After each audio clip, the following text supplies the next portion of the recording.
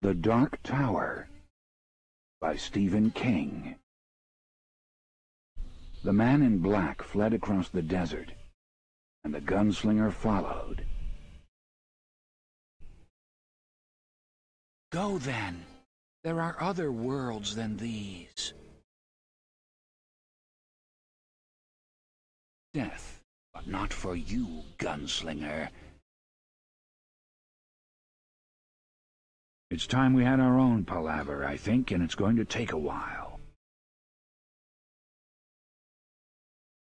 And yet, dauntless, the slug horn to my lips I set, and blew. Child Roland to the Dark Tower came.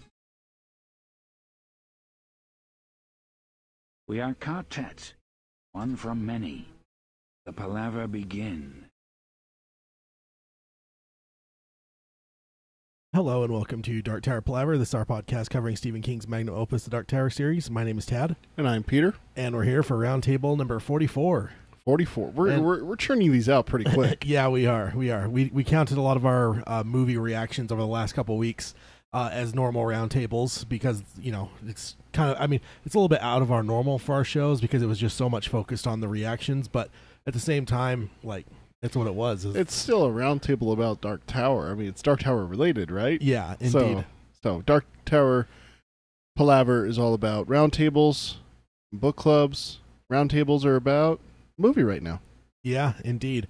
And we're back on our normal schedule now, so this will put us back to where we are onto our bi-weekly schedule starting this week, so you won't hear from us again next week, but the week after, actually. So if you're somewhat new to the program and you have maybe been listening since the movie came out, you may think that this is a weekly show, when in fact it is not. We actually go every other week, but we've obviously, just because of the overflow of palaver to be had, we definitely upped the game a little bit around the movie. But I think with this episode, we'll be able to catch up a lot of people that have finally gotten the film. I know England's got it, and a lot of other places. I think almost everyone has it now.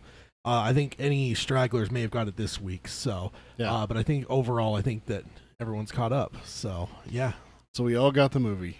Yeah, so far, I mean, I think there still is a few people that will be seeing it this weekend, be it because of release dates or their own, like, scheduling conflicts that they might have. So we might still get some reactions beyond what we have today, which is totally fine, and we definitely want to hear those and hear from everyone. But yeah, I think that at this point now, by the time that this episode gets posted on the podcast at the, you know, Wednesday is usually when we post our podcast. Yeah. By that point, everyone should have at least have access to the movie worldwide. I don't think there's any countries that are still being held out on that. So first up, we want to get into our normal intros. If you guys are longtime listeners, you know all this, but if you guys are new, you may not. First off, we want to warn you guys about spoilers. This will actually include both the 7 primary books of the Dark Tower series and the movie. So if you have not seen the movie yet and are listening, just know that you're probably going to be spoiled for the film, as well as if you haven't read the books yet, or if you're in the middle of the books, we will spoil freely of the 7 primary books of the Dark Tower series. So if you don't want to be spoiled on those, you may want to cry off this podcast. Next up, if you want to find us in our podcast, especially if you're finding us here on YouTube and you want to get us in the more traditional podcast fashion, you can do that through iTunes and their other podcast service. You can stream us on Stitcher or basically any podcast service in existence. If you have like Android or Windows or something like that, any podcast service should have us on there. If you find a podcast service that doesn't, let us know and we'll make sure that we get put on there. Also, if you could be so kind as to subscribe, rate, and review us on iTunes, that would help us a lot. And also, our show notes for the show is at darktowerpalaver.com. On there, I will link all of the show notes, such as news articles or pictures that I show Peter. If you guys are watching YouTube, it's basically what you're going to be seeing on screen. But if you wanted to see those things and you're listening to the standard podcast, go to darktowerpalaver.com and you can find that. And then last up, we are a quartet. You guys listeners, me and Peter, we're the extended quartet, and we want you guys to be involved in the palaver, and so Peter will let you know how that works on your end. The best way to reach us is through email. It's darktowerpalaver@gmail.com. You can also find us on Facebook. It's facebook.com/darktowerpalaver. And then you can follow us on the Twitter. It's @darktowerpod. That's @darktowerpod. And we're now streaming live on YouTube. Every time we record, it's youtube.com/darktowerpalaver. Indeed. yeah, this YouTube thing has been pretty fun so far. It's been fun to interact with people in the chat live. It's been fun, I think, also just to have it on there. I mean, I don't know necessarily. I haven't paid like super close attention to the numbers, but I do know that we are having at least a few hundred people watching on YouTube, which is kind of cool. Because if those are people that have not had access to us before, it's kind of cool to know that they can finally listen. Oh, and also, if I don't know, if people, it's a lot of fun interacting instantly with our fans. Yeah, there's a lot of times that we've had conversations started off of something that's said in the chat. So yeah, exactly. So that's fun. And then also, yeah, I guess if you guys are longtime listeners and decided you wanted to see what Peter's seeing as you watch or listen to the show, the YouTube's a great place for that as well. So yeah, this has been a fun experiment overall, and I think this is definitely successful. I mean, early on we had only done a couple live shows as we did some call-in shows and stuff like that, which is still something that we might have to consider in the future, some sort of definitely call-in shows again. Maybe, I don't know, a little bit down the way here, because all the emails and stuff here has been really great, but at some point we may just have to have like a free-for-all palaver where people can call in and talk about whatever they want, be it movies or books or whatever. Yeah. Randall Flagg, of course. The bad guy. It would be a big... Yeah, the bad guy. I don't know about that. He is the bad guy. Real fast, Pete just asked me in the chat, just curious, Peter, did you finish The Talisman? I'm currently reading. No spoilers, please. I would never spoil anything aside from Dark Tower. That's kind of what we've tried to avoid. Yes, I did finish it. I started Black House, got sidetracked by a podcast called Hardcore History. I think we talked a little bit about that last week or the week before, but yes, I did finish The Talisman. It's a great book. Great book. Speaking of which, you finished The Shining, right? I did, yeah. I still haven't done The Unfound Door yet. I was gonna say, I've been kind of watching for that. Yeah, and I haven't seen it. Yeah, I haven't recorded it yet. So I haven't started anything next in the steps of the Stephen King books. But I do think that sometime this is going to be a busy weekend for me, but I still think I might be able to squeeze in a couple hours to sit aside and sit down and talk about The Shining this weekend, because I definitely want to get that done so I can go on and visit my old friends with The Stand. Yeah. So. I was just about to ask you, did you actually start The Stand, or you're waiting for The Unfound Door before you? Yeah, I always want to make sure that I have done that episode before I start something new, because it just starts to jumble in your head, and suddenly it's like, wait, Danny? Wait, who's Danny again? Like, Larry's here, you know? Yeah, it's all about Larry. And Stu. Oh, and also, that actually reminds me, a little bit off topic, but I actually found a flashback thing on my Facebook. Go on. And this is actually something I had completely forgotten. But I posted a thing on Facebook a couple years back, I don't know when, and I don't even know what director it was, but it was for The Stand.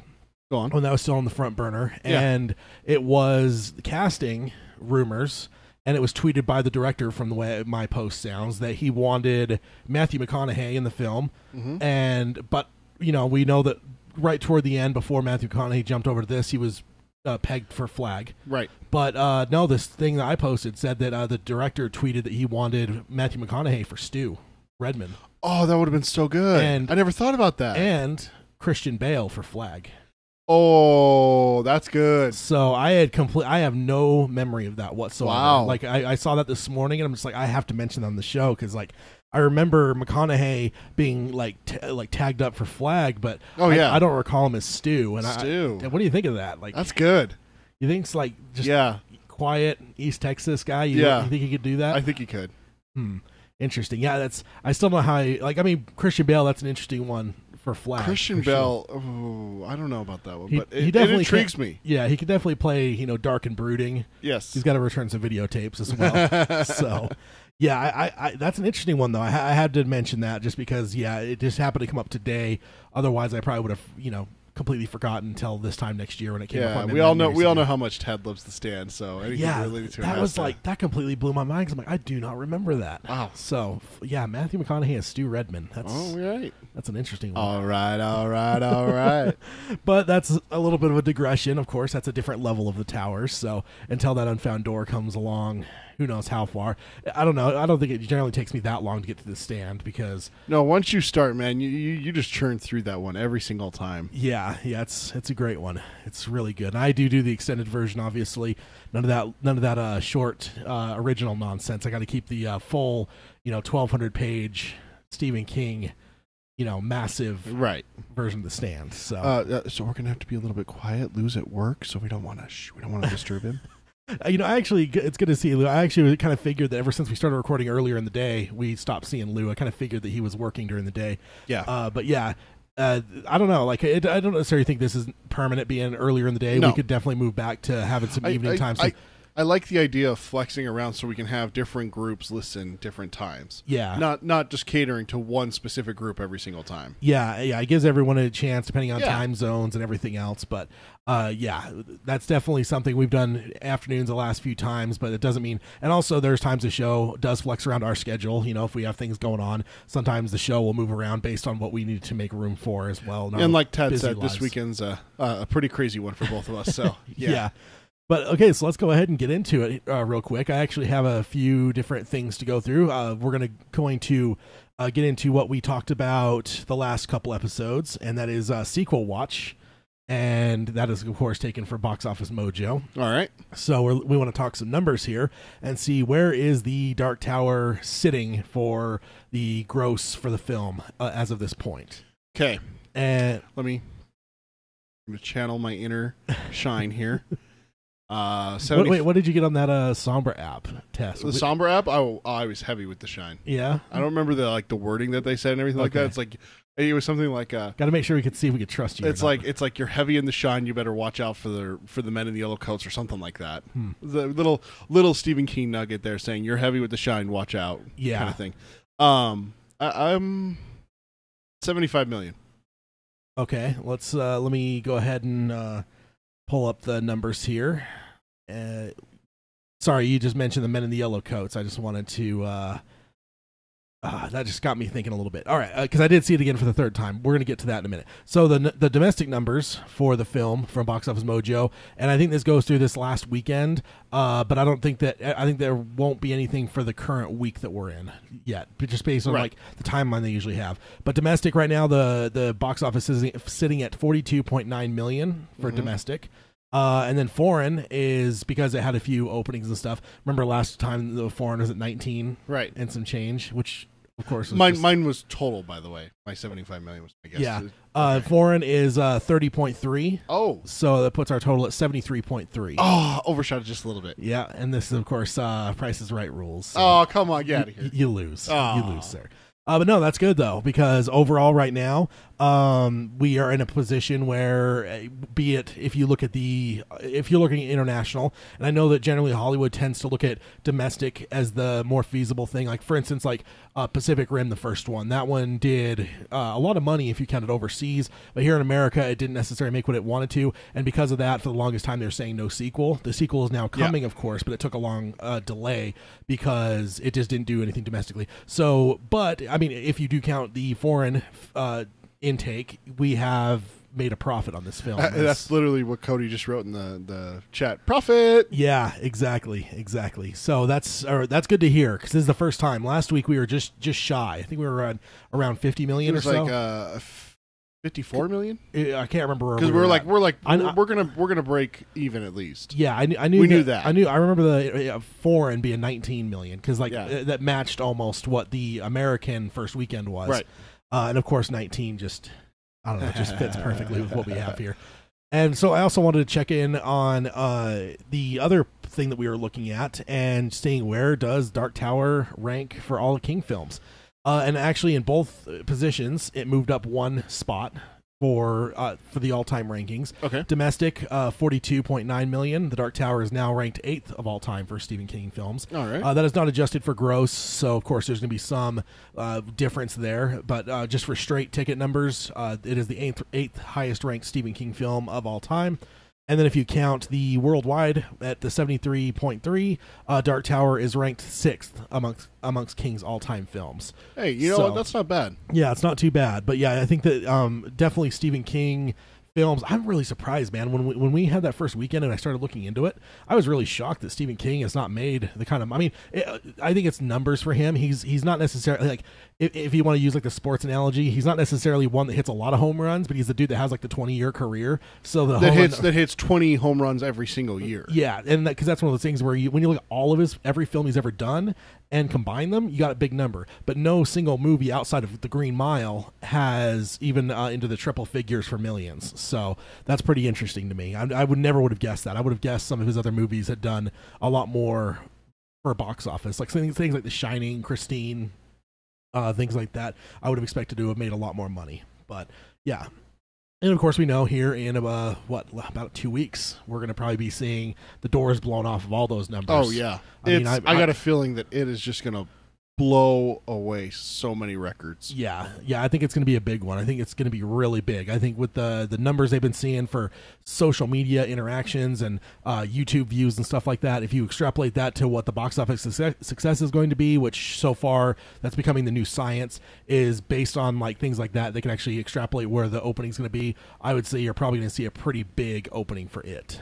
And I'm guessing that one will carry for a while too, probably all the way through Halloween. So yeah, that's pretty good. So next up, I actually wanted to get into one that actually came out. It's a little bit of older news. It actually came out right before opening weekend. And this one was titled The Dark Tower, Clashing Visions, Brutal Screen Testing, Plagued Journey to Big Screen. And this is from Brent Lang over at Variety, and he posted this on August 1st, 2017. And I think I kind of had this on my radar a little bit, but I didn't necessarily, because of where we were recording, there really was no time to talk about this. Oh, was this the article that you talked about? I think it was last week or the week before. I alluded to it a little bit. Where you're like, I have an article, but I need to read a little bit more into it and then get it prepped for the show. Yeah. Yeah, okay.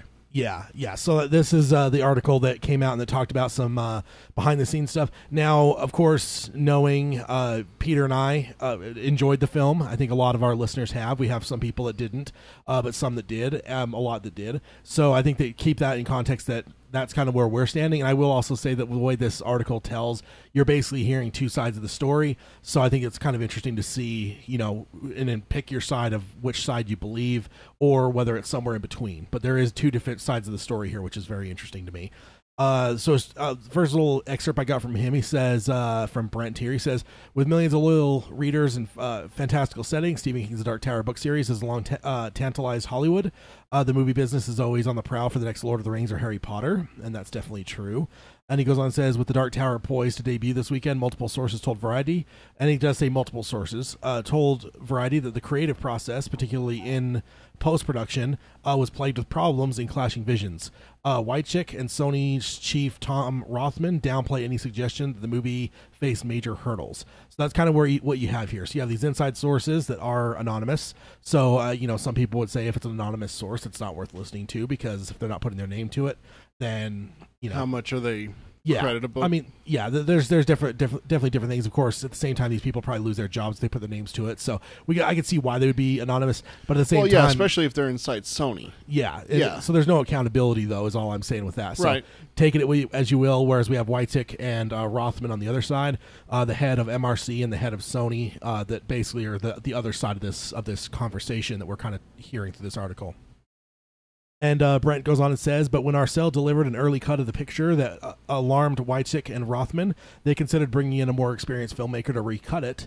While the two men deny this, they insist that their joint contributions was limited to giving the director notes. One insider said that Rothman spent hours in the editing bay offering his input. So we're kind of getting that the picture there is that neither guy was necessarily happy with the first cut that was brought in, and they even just considered bringing in a second filmmaker to take over, which if you guys are into things like Star Wars, you're very familiar with recently with Han Solo movie. The Han Solo movie. Yeah, the Lord and Miller were taken out of the film and basically fired, and Ron Howard was brought in to finish it off. So you're kind of familiar with that if you follow even the slightest bit of Star Wars or just movie news in general. So that sounds like what is the thrust of it is that they were considering that, but they didn't. The men, of course, say that no, all we did was gave notes, and yeah, but that's the two-sided narrative there. Next up, it says Arcel seemed the ideal director on paper. A royal affair had earned an Oscar nomination and proved that he could handle lavish spectacle, while his screenwriting work on The Girl with the Dragon Tattoo demonstrated that he could adapt beloved novels. Also, he was a big fan of King, enlisting his books to improve his English. Then it goes on and says, Arcel, however, had never worked on this complicated a project, and he found himself in over his head on the $66 million fantasy film, says several sources. So there's, I guess, more just like the sources themselves just kind of saying that he was in over his head. So, and I will also say that this doesn't really get brought up in the article necessarily, but I will say that there is a very big difference between making movies in Hollywood versus making them in Europe. Yes. As, you know, Arcel had done before. Yeah. So there is that to add as well. And it goes and says 3 blind screenings were done last October. Shown before final effects work had been completed, confirmed the fears of the picture was a mess. Audiences at the test screenings couldn't understand the mythology and rated the film poorly. A classic tale of good and evil, The Dark Tower stars Idris Elba as the last gunslinger, who is locked in an eternal battle with the sorcerer known as the Man in Black, portrayed by Matthew McConaughey. Sources say that the companies ultimately opted not to enlist another filmmaker. One explained that it would have been too costly, so there's potentially the reason that they didn't bring in another filmmaker, if that was ever considered. But the executives from the studios remain heavily involved. Ron Howard, a Dark Tower producer who had hoped to direct the film when it was set up at Universal, advised Arcel on the music, and co-writer and producer Akiva Goldsman helped wrangle the film into shape. So there's kind of like the idea that Ron Howard and Akiva Goldsman had some help involved to kind of come in and help Arcel. That's what the sources are saying. And then this is the next bit, and it's actually another, I guess, side of the story, is Arcel insisted that he was not sidelined. On the film with 2 studios and a powerful producer, obviously there was much passionate creative debates on how to work certain ideas or beats, he said, but I felt supported throughout, and they all looked to me for answers. If someone had jumped into my editing room and taken over, I would have left instantly. So there's at least some element of, you know, I guess, like, if you want to look at it like a scale, now you've got a little bit on the side of the producer, or the white chick and Rothman saying, you know, with Arcel saying that no, if people had taken over, I would have left. So that at least maybe gives more of an idea that maybe this is all overblown. Yeah. But I don't know. It's and then he goes on here and says Rothman and Wychick said that they were impressed with Arcel's work, and the Sony chief says that he had hoped to collaborate with the director on future projects. Wychick also hit back on the claims that the film was troubled, and this is a quote from him. He says, "We shot this on time and on budget," he said. "We didn't go over our schedule by even a day." Calling his company artist-driven, he added, "We would never marginalize or remove a director or dare to edit a film." So, and I would say that for their track record, I think MRC, that would fit. I mean, generally speaking, they are a little bit more hands-off, a little bit more, you know, allow artists to do things. And of course, Sony, that's a different story, which I don't know if this gets, I don't think this gets into that necessarily, but I don't know. And it says, sources paint a more acrimonious picture of the production, one that was enabled by a unique nature of the deal that Sony struck with MRC. A pact that allowed the competing power centers to emerge. The 2 companies split the costs, and in return, MRC was granted kill rights on everything from the marketing campaign to the final cut of the picture. If one company didn't like the trailer or a cut of the film, it had to be scrapped, making it difficult to achieve consensus. It's a rare type of partnership with the kind of sign-off that few production companies enjoy. That led to a case of too many cooks in the kitchen, according to one insider. King also had a great deal of input in return for the rights to his works. He retained a veto approval of almost every aspect of the film. So there's potentially a kind of a thing there where, you know, got 2 different not only entities that have veto power, but you also have Stephen King that has veto power. And you know what it made me think of when I read that? Is that the reason we didn't get a trailer for so long? Because they couldn't come to an agreement on what the trailer would have been or should have been. You know, because that whole time we were pulling our hair out, going, "Where the hell is the trailer?" When I read that was my first thought. I was like, "Holy shit! What if they actually had trailers? They wanted them earlier, but you know, MRC nixed one, and then Sony nixed another, and they were just maybe King nixed one, bouncing back and forth, and just not coming to an agreement." Like I just. That suddenly makes me wonder if that's why we waited so long to see a trailer.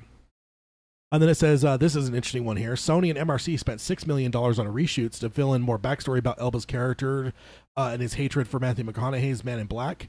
In addition to the better familiarize audience with Midworld, the film's magical setting, 5 minutes of exposition were cut, and a new scene was shot to combine ideas that had been sprinkled throughout the picture. So that makes me think that the stuff with Stephen Deshane was reshoots.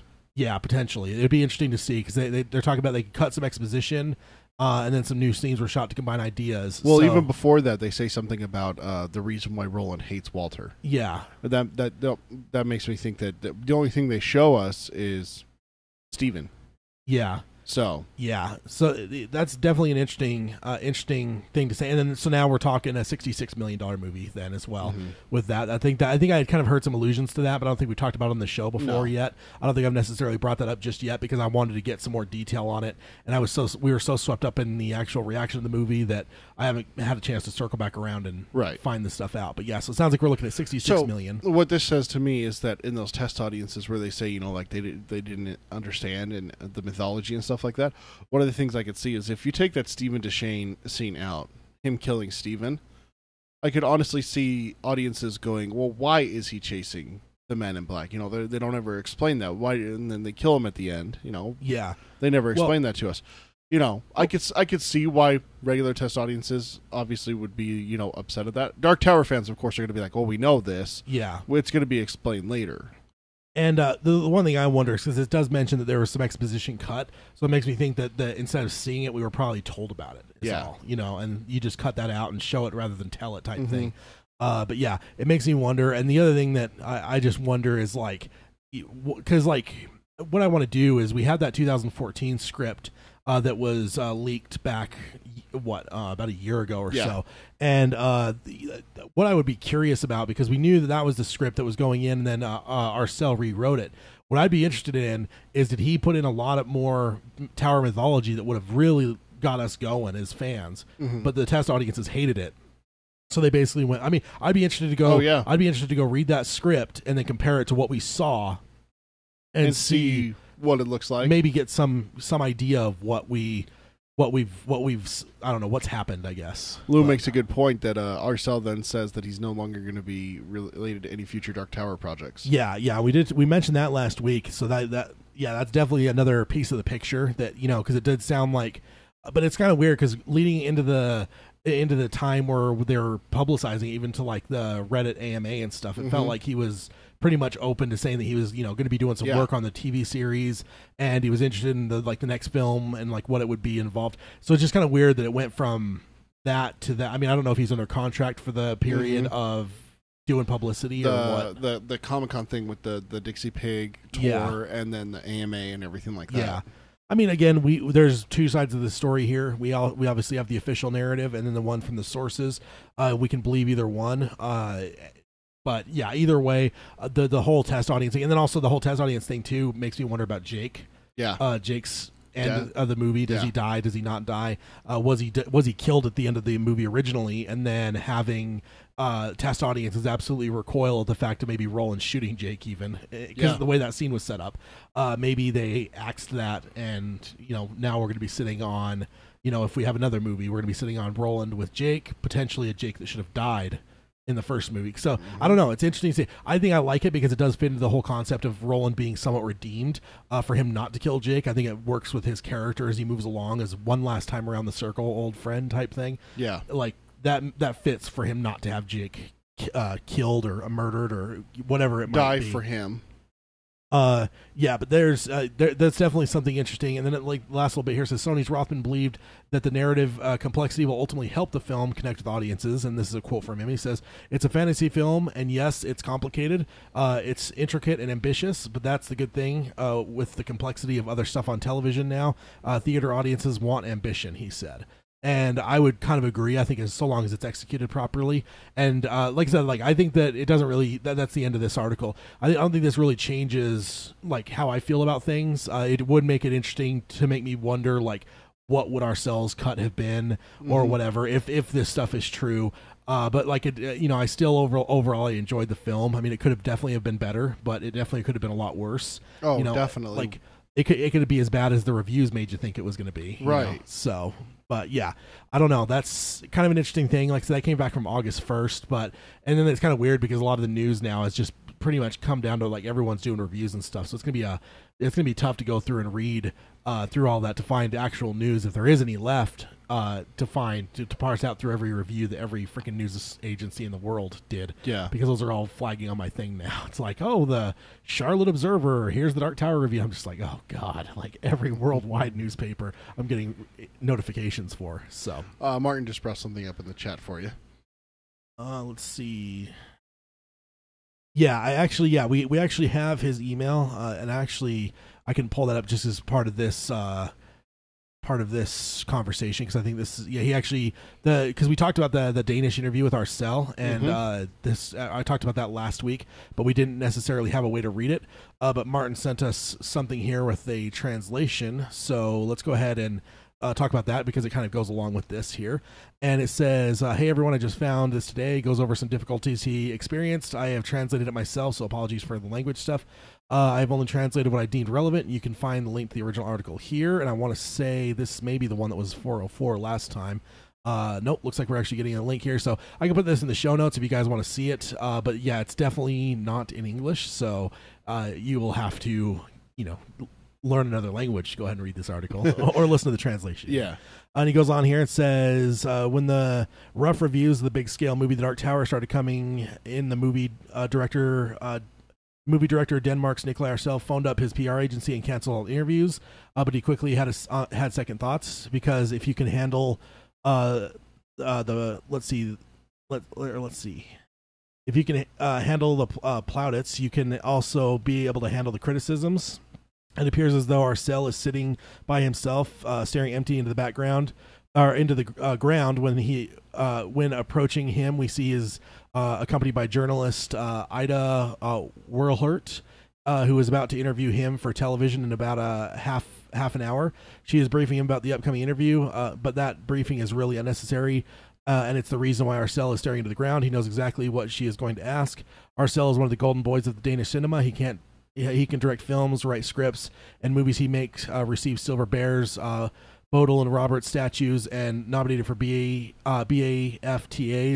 Golden Globes, and Oscars. This perhaps is why the critical reception for The Dark Tower is extra painful. It will now open in Denmark tomorrow, but articles about the American reviews have already begun pouring in over Danish media landscape. Rolling Stones magazine wrote that the movie was a serious misfire, and that, quote, so much was wrong with it, it's hard to know where to begin, and gave it 1 star.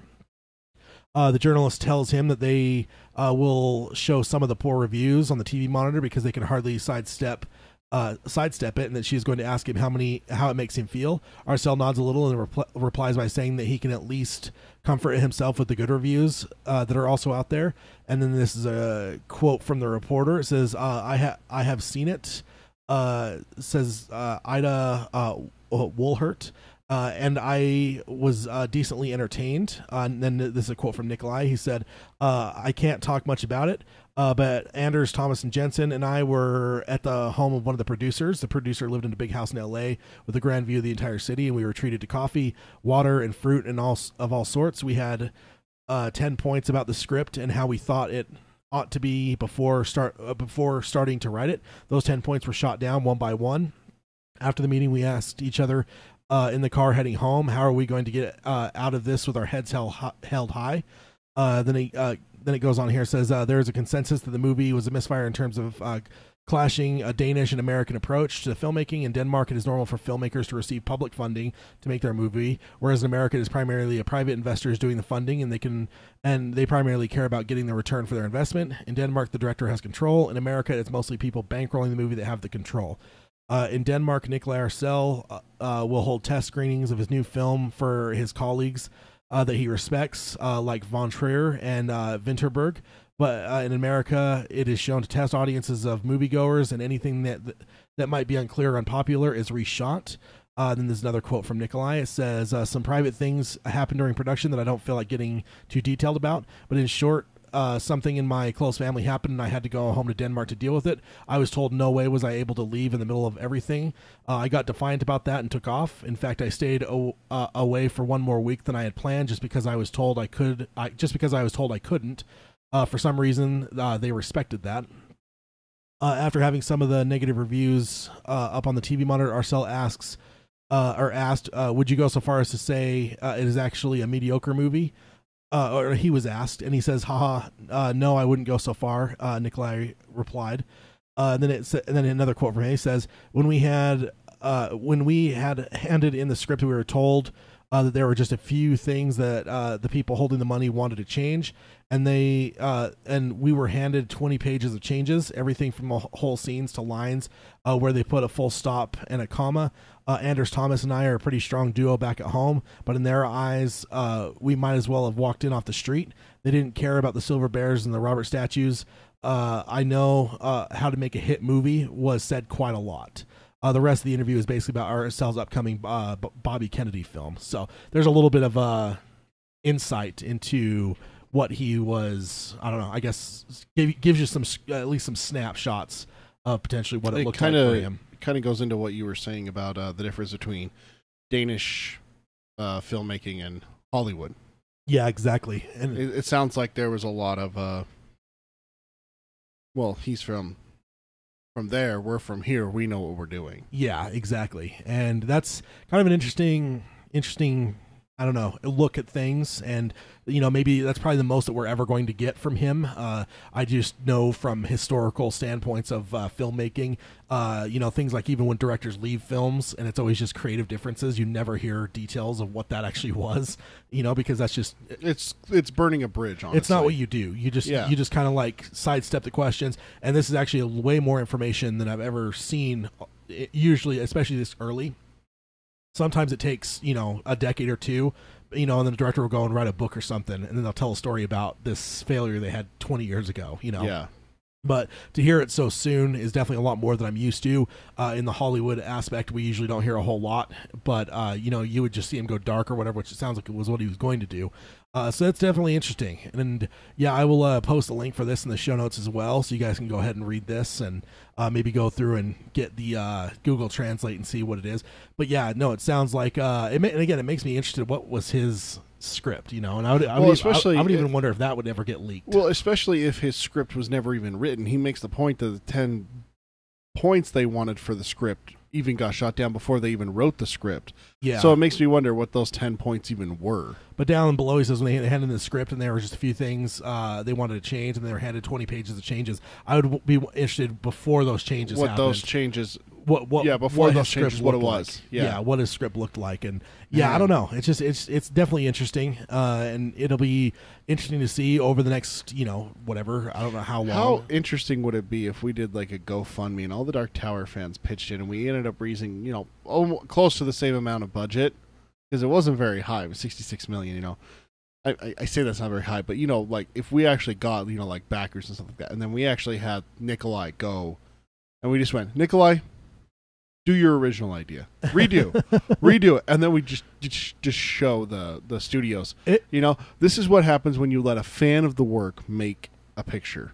Yeah, it's interesting to see, just like the differences in culture for sure.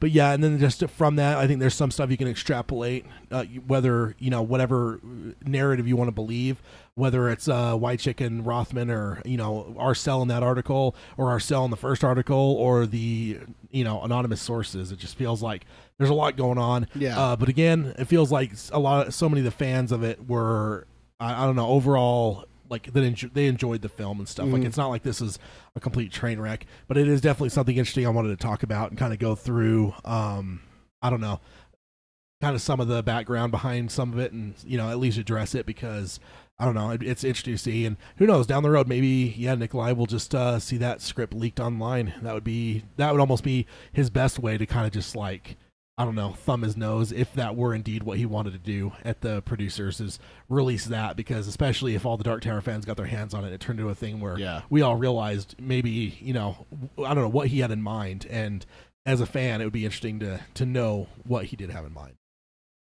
But, let's see. The next thing I wanted to do before we get into the plethora of emails is I went last weekend and saw the film for the third time with a person that has never read a word of the Dark Tower series. So it was kind of interesting. He enjoyed the film overall. He thought it was fun. He definitely wanted to see more. He was definitely, one of his biggest takeaways was that Flag was pretty creepy overall. Like just like, with things like the scene with his Jake's mom, for instance, was definitely one that came to mind. But yeah, it was definitely fun, and a few things I took down as notes here. First of all, I did notice the Barlow and Straker sign on the street during the fight with Sayer. The shop had the Straker, And, and Barlow's sign, which is kind of cool. Fun little Easter egg there. Now with the graffiti thing, I didn't really see it because the shot that I think we were talking about, you can't really see the right side because there's like a chimney thing that's coming up, and it blocks the wall, so you can't really see because of the way that it's framed. You can't really see. I think that's what I was seeing. I knew there was something weird about that right side. Yeah. Okay. So nothing there. Also, and you mentioned a little bit ago, I did make sure to watch.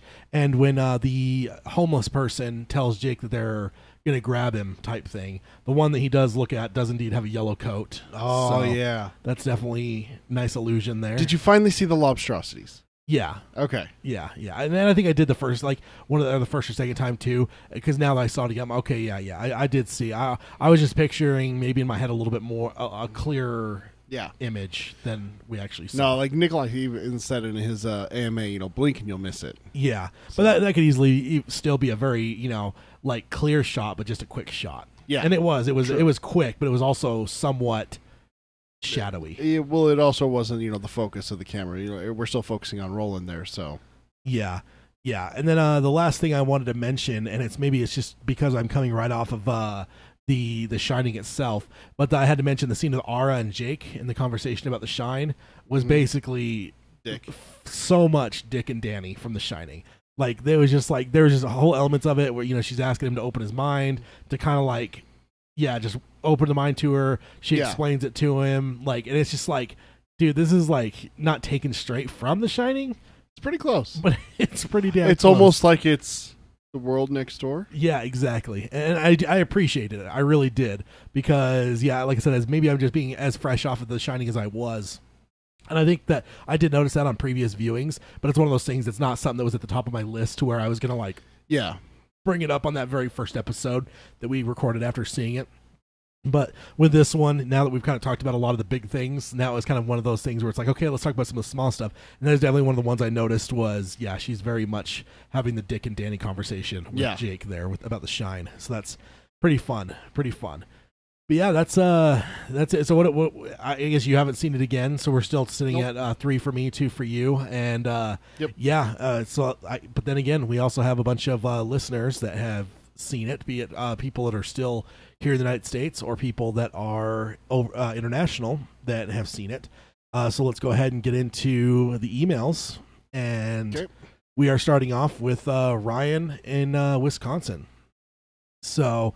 Ryan is I can't remember if he's emailed before. It's especially just start the email, you'll get the answer. Especially with all these this huge influx during the movies, it's so hard to keep. And then Ryan's on top of that. I think we've got 75 Ryans now. And you say I over exaggerate. There's a lot of Ryans. 75? Really? It's indeed. And he starts off, hi all gunslingers. First of all, I must say thank you guys for making this podcast. It's instrumental in getting me my insatiable Dark Tower fix. That said, I cry your pardon for not doing your questions, but I only had a few things to say, so I decided to skip it, and that's totally okay. The questions are more of there as just a guideline for people that may not know how best to approach talking about the movie. But if you guys have your own way of doing it, that's totally fine by us. What are you pointing at over Nothing. There? I still need to get the jingle in place. It's been pretty busy. It's hard to sometimes doing some of the prep before it gets so busy that I forget about the jingle. But I promise you, it'll be back. It'll be back. I just need to make sure it gets transferred to the new audio device that I'm using here. Next up, Ryan goes on and says, first of all, I'm a constant reader, and I went with a friend with no Tower knowledge going in.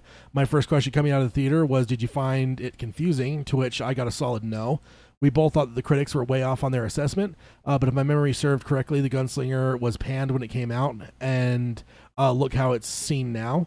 I did think they missed an opportunity when Jake first met Roland and was trying to show him his drawings. It would have been great if Roland had more interest in where he got the paper than what was actually drawn on them. And I actually did think about that. That's a good point. Yeah, I did think about that. Like on the very first time we saw it, I was just like, oh, no comment about the paper. It was just one of those things, just like the Coke with sugar, whatever, the different Roland fish out of water things. The paper thing was something that would have interested me because Jake would have a small fortune worth of paper there in that binder. Yeah. So And Roland would just imagine if Roland had been like, "Where'd you get all this paper?" My notebook, and you drew on it. Yeah, indeed. Then Ryan goes on and says, even something as simple as "Where'd you get all this paper?" would have been a line of the movie for me. My only real gripe was with the ending. Maybe I missed something, but I felt like it was a cop out. How they just go back in the alley door and then instantly go through a door. How did they know it was there? I feel like they could have ended with Roland recruiting Jake and then saying they needed to find a way home, which could have set up a cool second movie with them gathering the content and trying to find their way back to Midworld. It's actually the door they came through. It's the same restaurant. Yeah, they go back there. You know what's weird about that though is that just felt like a one-way door to me. It kind of did. Like, what did that door just stay open the whole time? Did those cooks able to just wander in there if they wanted to? No, I don't think so. I think that that's my point that I brought up last week is the leader of the village points out that remember that number and that's where we get the 1408 over the door. That's how you're going to get back. Yeah, but it feels to me like it felt one way to me, kind of like the Jake door when he came into Midworld, because it just opens up in the middle of this kitchen. So part of me wonders there's no control panel and stuff. It's not like they have like the apparatus there. But could Jake reach out with the shine and let him know hey, we're ready to come back? Yeah, I don't know. I think at that point, with Jake and everything like that, maybe he would just be able to reach out to the village and be like, hey, we're ready to come back. Send us back. I almost think it should have just been back in the place right there where Flag quote died. Because then you actually have the door, you have the numbers. In the Dixie Pig? Yeah. Yeah. Because then you have a door, you have the numbers, that kind of thing. The thing there with because I don't think it dawned on me until this third time that was supposed to be that restaurant, basically. Yeah. Because I wasn't... Well, and that's what I pointed out last week with the Easter egg that I noticed when I went with my wife is the King's when he Jeweler. comes out, there's the King's Jeweler, and then also, because I was so focused on the spaghetti westerns at the cinema, which you see a clear shot of it when they go back. Yeah. Yeah, yeah, exactly. So, like, with that, like, definitely, but it's one of those things that made me kind of wonder, like, how does that work? Because, like, with the door, yeah. It's just one of those things that hasn't been explained properly, because it almost seems like if Jake's portal, if he had something the way of reactivating it, like going back to Dutch Hill, it's almost like he could have. Yeah. Is how it seems to me with, like, how that one worked. But I wouldn't put it past it where Jake just reaches out with the shine and says, hey, it's time for us to come back. My question would be, is anyone in the village left. alive? Yeah, exactly. Because Walter walked through there. Yeah. So it's Did he just kill the one guy that was dying on his deathbed and then and Ara, and that's it? Or did he kill everyone? Yeah. Definitely would seem more like his style to kill everyone. Imagine if the doors worked by imagine if you could activate them by using the shine. Yeah, that's the monster was defeated by using the shine. Yeah, if their technology also works off of the shine as well, I would be okay with that. But again, it feels to me like the whole restaurant thing was a one-way door, so they would have to find one that was a doorway on this side. Versus like, we just like Jake just appeared in the middle of a desert. They just appeared in the middle of a kitchen. Like it's more of just like. Do we get that in the books too? We get some one-way doors that are a little bit more like they don't actually have a doorway on the other side. It's more of just like you go through the doorway on one side, and then when you're there, you're there. No, I don't think we really have like one-way doors. Oh no, yes we do. Yeah. Wolves of the Kala talks about it because the wolves come through a door and then they have to go. The kids go through a door, but then they have to come back on a train. The train, yeah. Because if they try to go back through the door, it's not going to work properly. That's right. Yeah. That's right. You're right. Yeah. You're right. So it just makes me think that like even if it was the Dixie Pig, and I think that's why you even pointed it out. That it was the restaurant, but like me, maybe just because like the way that doesn't logically work in my head, I didn't even piece that together. I actually just assumed that was maybe just an outside shot of one angle of the Dixie Pig. That would have been my original assumption. Just because you still have that doorway there. Yeah, it closed on Algo Ciento, but now all you have to do is type in that 1408 into that keypad. And the big thing that I would have a problem with if we're talking like continuity and stuff like that, my problem would be is that how many people did Roland kill in the Dixie Pig? How many dead bodies are in there, and the cops are all over the place? Yeah. You wouldn't be able to get back in there without some serious questions being asked. Yeah. So that's why I see them going somewhere else. I see that. Honestly, what would have been a better ending? Them going through Dutch Hill. They know where they are. Oh yeah, because in my mind, because the whole way we created it to where he destroyed the mansion is still in my head. But Walter walks through there later and finds the piece of wood. It's still there. Yeah, it's still there. No, I know. He destroys the monster and everything like that. And from the books, we always assume that it's destroyed. But imagine if they go up to Dutch Hill, and they get the hot dog, they hop on a bus, and what if they got off in front of Dutch Hill, and that's where Roland makes the speech, hey, come with me. Yeah. And he says, like Jake's just bringing him to the door. He's like, here's the door back to your world. Yeah. And then Roland makes the offer, hey, come with me, you have nothing left here. And then they walk into the Dutch Hill, and you see Dutch Hill light up. Yeah. Wouldn't that have been, that would have been a lot better for you, wouldn't it? Because you have the control panel, you have the door going from Keystoner to Midworld. Yeah. Like the one where you're talking about. Like, as a fan of as a kid that kind of grew up on like sci-fi and stuff, like there's just some like elements of logic that I definitely look for, and like just like I said, like it's not like something that ruins anything for me, but it is one of those things that like that the whole kitchen thing is definitely in my mind that's a one-way door. So to go back through that way doesn't make a lot of sense because like what do you do, like move the little like thing where they post the orders and like there's the keypad or something, like it just things like that get in my mind, or I'm just like it doesn't make sense. So yeah, either way. But, yeah, because the other thing is that it's not like any of Walter's men are heavy in the shine. It's a child thing, right? Well, they're not going to make their locks where it's shine activated necessarily. Yeah. But also at the same time, he's controlling the machine that he's hooked up to with the shine. Yeah. So they kind of set that precedent. That's kind of where I went with it. It's like, either he contacted them with the shine or he just controlled the whole doorway with his mind. Because he did open the portal for Roland when he was strapped in. Yeah. And it kept the portal open. So I guess you close the portal. He's holding it open. Yeah. You kind of get that precedent. Yeah, I forgot about that. Yeah, you do definitely have that. But again, it's just one of those things for me that like, so could he just open a door anywhere then? Because if he just opens in that kitchen, which to me is a receiving end of a one-sided door, if he can open something there, then in my mind he can open something anywhere. Kind of like Doctor Strange, where they can just open a portal right in front of him. Yeah, I mean, maybe he's just using the technology. That's the thing, though. Is like they make a point. They're saying that he's holding it open, so it's like inside the control box is what I'm thinking of. Is like you're hitting the enter key on your keyboard to turn it off, but he's in there, holding the enter key up or something like that. That's how I picture it, kind of thing. Yeah, not necessarily he's physically using the shine to hold the door, but he's preventing them from closing it, kind of thing. So he's able to get inside like the control box and stuff like that using the shine. 1408, activate. There goes the portal. They go through. Yeah, definitely. It's definitely something that'd be interesting to see, like what the thought process is there. Not that it matters that much. And also, like if we do get a sequel, where do you want to see them start out? Do you want to see it instantly after that? Do you want to see it kind of progress a little bit to where they're a little bit further along on their journey? It needs to be further along on their journey because Jake's going to look so much older. Yeah, that's true. I think you were absolutely right. You hit that nail on the head last week, where it has to be previously on the Gunslinger, kind of thing. Yeah. So it's definitely not going to be like them coming through that portal to start. Like it would have to be like they've come to the portal, but it's been a year or so, a year and a half, and they've been traveling whatever. To whatever. I don't even know necessarily. Maybe they're even still just traveling west. Or maybe they're heading to the Dark Tower. Yeah. I mean, maybe Jake and him. But do you think that character change should be on film, not off film, right? Well, I don't know. I think on screen is what I mean. I think that they almost have to have the like the drawing of the three though, and that would have to be on the Western Sea though, wouldn't it? Well, I mean, it doesn't necessarily have to be the Western Sea. I mean, we could change where the doors are.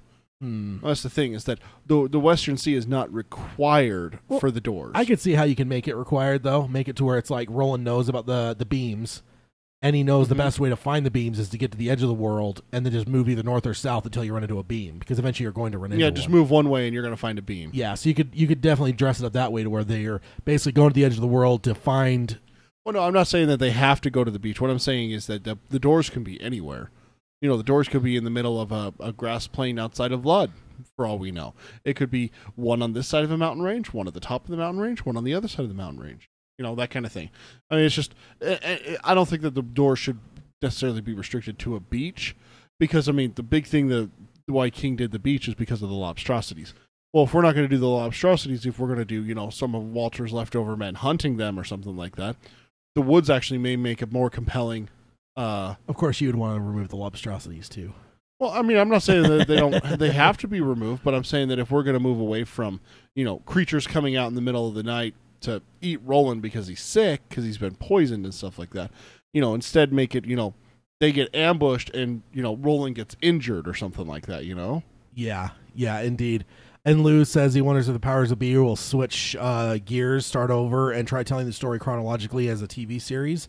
And what I would hope is that, like, potentially if they do the TV series, but like if they're working on the Wizard and Glass, that kind of would be weird to me, because like then you go back, tell that story, and then what? Then like, you know, potentially now you're talking a year or so down the road past that.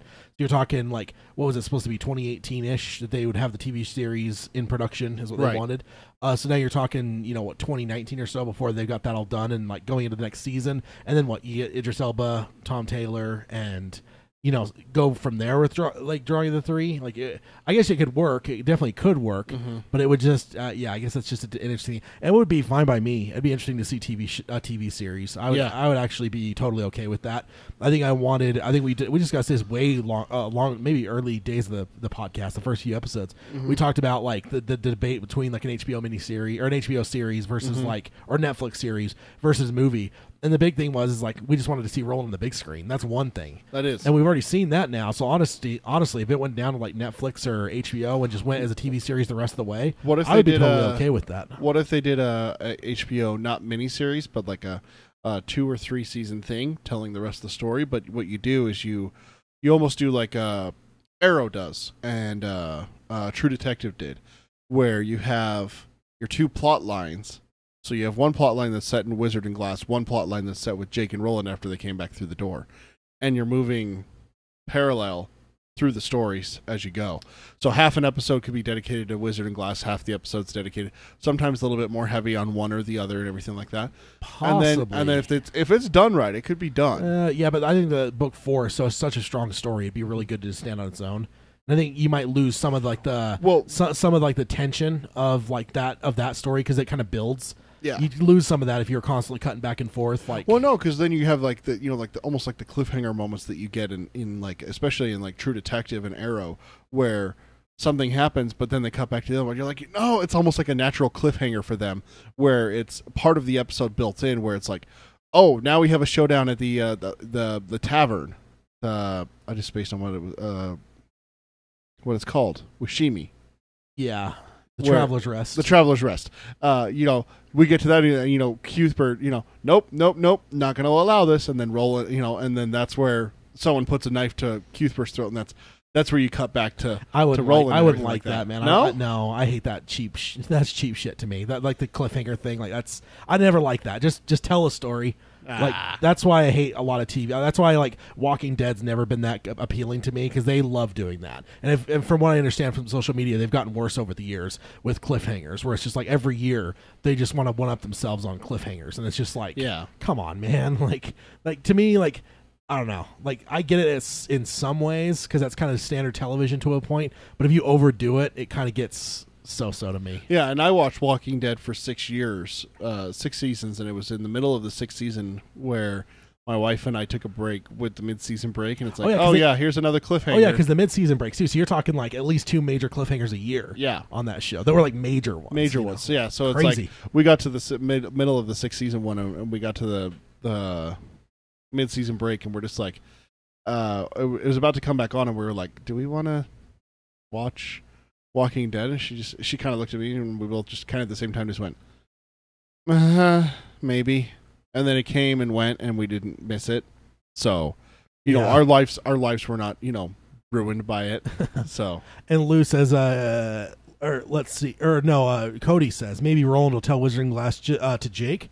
And I definitely think that would be, especially if that's the way they're doing it, if they're going to do Wizard and Glass as the first element of the television project, I would definitely see that would be the way to do it. So make it be to Jake, and then like it would just be one of those things where like we know that he'll eventually tell the story to Eddie, Susanna later, but that would be something you don't really see. And Oi, don't forget Oi. Oh, he's not listening. Yeah, of course he's listening. Olin. But with that, it would just be like off-screen type thing. It wouldn't be like whatever. Like it would just be. They're in the first episode, maybe one in the middle, and then at the end where Roland finishes the story. Yeah, like it just like you can kind of just allude to the fact that he tells it to them, but don't show it. But show it through him telling Jake this first time because he doesn't necessarily know like we do that the content's going to get bigger. So he's telling the story to Jake to open up to him and stuff. That'd definitely be interesting. And and Lou also says he doesn't have much hope for another movie at this point, and I would probably agree, especially with where we're at with the numbers. But yeah, definitely, I'm hoping that it does well enough, especially over the next few weeks. It'll still bank some money, hopefully, and get to a point where they could at least show like X amount of money to like Netflix or whoever and say, hey, do a TV series based on this. Yeah. I mean, Netflix, especially right now, is like the place like for phoenixes, like things that fall and crash and burn. Netflix has been the place where they've been resurrecting everything. Yeah, they're bringing all kinds of stuff back. So Netflix, man, like, and I just read a thing recently saying that they're upping their some of their projections for spending for the next little while. So Cody says sign me up. Yeah, I'm all for it. Ron Howard, obviously, if it's still working through him, and Akiva Goldsman, he has a relationship with Netflix. One of their first big shows is Orange Is the New Black, which is something that he produced. Oh, really? I didn't know that. Yeah, so he already kind of has like somewhat of a relationship with them. I just don't want to see it on network television.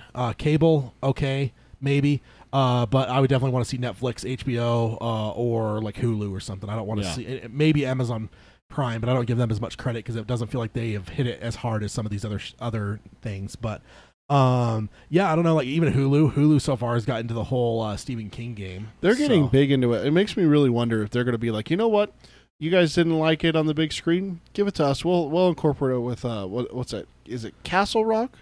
Yeah, you got Castle Rock, and then you have 11/22/63. And then there's one more coming out next year for Hulu, isn't there? I don't recall. I will say too, this isn't necessarily a Dark Tower thing, but I guess everything exists on some level of the Tower. I did read somewhere that at least here in the United States, that The Mist will be on Netflix today. Today. So apparently, I don't know if the show ended, and if they have some sort of deal worked out with Netflix where it's on there quickly. I know if you guys are familiar with Netflix, sometimes shows take 6 months or so to show up on Netflix. Yep. Sometimes they're there very quickly. Recently Netflix changed their policy. I actually read an article about this the other day. They changed their policy with a lot of channels. CW is one of them. Yeah, because they got like, all those DC shows. They had all those within a week of the it's finale. 7 to 10 days depending on the show. As soon as the season finale airs, 7 to 10 days later, it's uploaded to Netflix. Yeah, which it wasn't the case last year because my wife and I are both big into Supernatural. The show ended in what was it, like March or something like that, and it didn't come onto Netflix until September after the next season aired on TV. And I always commented, if you want me to watch your show, don't make it so I can't watch the rest of the show before the next season starts. Don't do that to me. Yeah, that's never made sense to me. Did you watch The Mist? I didn't. No, I didn't either. So if that hits, I'm gonna have to watch that this weekend. Watch some of it. I don't know how many seasons. I honestly, because I don't remember when it started, but I couldn't imagine that's a very long show. I honestly forgot about it. I'm still seeing stuff online about Mr. Mercedes. So I'm like, God, I wish I could watch it, but there's like no way to watch it unless you have DirecTV. Yeah. I'm like, legal ways, but I do restrict myself. I don't sail the high seas. RBTs. Although I was tempted with Mr. Mercedes. I really want to see it, man. I'm seeing some good thoughts on it. But yeah, and then to finish up Ryan's email, he says, final thoughts are the movie is great. I'd give it a solid 14 out of 19, but I believe it would have been better suited as a television only series. Either way, I'm super glad with what we got. And then he signs off, long days and pleasant nights. Signed Ryan from Wisconsin. And I think Cody was saying the same thing over the chat. I always thought TV would be a better story anyways. And I do. I think that I can agree with that for the most part. I think that the most of us just kind of wanted to see something on the big screen. Is there ever really a median that you could make it a point where a movie's better? I mean, not in the last 10 years. TV is just so good recently. Yeah, this is like this is the golden age of television. Like I would say that anything on television right now beats anything that's happening in the movie theater. Well, that's the thing too, is if you take anything that's made in the movies and you branch it out into even just like a series on Netflix, one season and everything like that, is it necessarily going to be worse? No. I don't think you can make the argument for anything that way. Yeah, I would. I'm definitely. I'm thinking TV's definitely better. But I will also say that I don't know that you necessarily would have got Matthew McConaughey if it was just a TV show. Yeah. Idris Elba maybe, but it feels like even Idris Elba has moved on to where he's more into a movie career than a television career. So I think where we are and what we have, and even some of the dream castings that we've talked about, if you ignored those two, and just went straight to a TV show, some of those things would have been out the window. They still could have got Scott Eastwood. No, he's an up and comer in Hollywood, man. He's getting some movie roles. His roles keep getting bigger and bigger. Yeah, it's hard to get it either. It's kind of like it's hard to get sometimes to get a TV guy to do a movie, especially a big part of a movie. Mm-hmm. Like have him show up for a small scene, like Littlefinger and The Dark Knight Rises, like something like that probably took him 2 days to film. Fine. Yeah. But to see like a dude drop and like become like a big part of a movie to where he's going to be filming for 6 months, that doesn't happen very often because the schedules of TV is so heavy. That's true. Just like you don't see movie guys go drop and go do seasons of television, unless they already were pre-committed like Chris Pratt or something like that. But right, because it's just so whatever. So it'd be one of those things you'd be talking about a completely different cast, which may not be a bad thing in some people's minds. But I'm definitely glad for what we got because I thought it was really fun and really enjoyable. I do will also say Tom Taylor is still working television stuff, so he's not out of the question if it were to transfer over to television only. So yeah. Okay, so that's it for Ryan. So next up is Steve. Steve from Baltimore. So definitely, I don't know. I just love seeing all these different places. Yeah, man. It's great. I love it. I do too. It's kind of cool. Where's our map? Yeah, we do have to get some sort of map. That would be. I was really hoping there would be like a digital one, like an app or something like that. And there's ones where it's like I've been there, but it's like general. It's like I've been to Wisconsin, I've been to Baltimore, I've been to Maryland. Yeah, it needs to be like city specific almost. But and then have one where you can like this is the United States, switch over. This is international. Yeah, yeah, indeed. It'd be definitely kind of interesting for sure. All you app people out there, make me an app like that. So Steve starts off, says, "Hey guys, Steve from Baltimore here. Really have been enjoying the podcast over the last year or so, listening to your opinions around the build-up to the movie, and really kept expectations in a realistic frame of mind. It was fun listening to how excited you guys got every time some news tidbit came out during the production, and the long-awaited trailer drop. I'm excited to see where the Dark Tower and the expanded Stephen King universe take us next." Then he says, in parentheses, if there even is a future now that Arcel is not going to be involved in any future Dark Tower projects, which is a shame because because you knew he was a real fan. And I definitely agree. And it is definitely kind of interesting because, yeah, I guess that is kind of like reading just that from Steve. It makes me think like, yeah, this has been definitely a fun journey for us for the podcast. And like, yeah, like every little news break and stuff, and now we're just at that point where it's over now in a lot of ways. Like the movie's behind us, we got the reviews. Like we'll still have like some further reviews coming in for people international probably, and then like the commentary coming at some point when the DVD comes out. But overall, like it's and that's what I was even thinking about like with these news updates. Like everything's these movie reviews now. I'm like, man, is there even gonna be anything worth seeing anymore? That's Dark Tower. Like that's why I think I asked you this the other day, maybe a week or so ago, where I said, hey, can I get back my head out of the sand? Yeah, I mean it's tough to say in terms of like what the television show is going to be. Yeah. But I mean, there was someone that even tweeted recently and said they were kind of concerned about the fact they haven't heard anything. And I'm like, no man, don't be concerned because like they're in early stages of production. Like you're never going to hear a lot in early. Yeah, stages didn't they of just sign a showrunner? Yeah, that was about the time that we about around the very beginning of August, so right about the time right before the movie started. Yeah, so I mean, he's only had a couple weeks to get his footing. Yeah. He probably hasn't even moved into his new office yet. Yeah, so I wouldn't be too concerned overall yet about not hearing stuff about the TV show. We're probably going to be a few months down the way before we start to hear a whole lot going with that.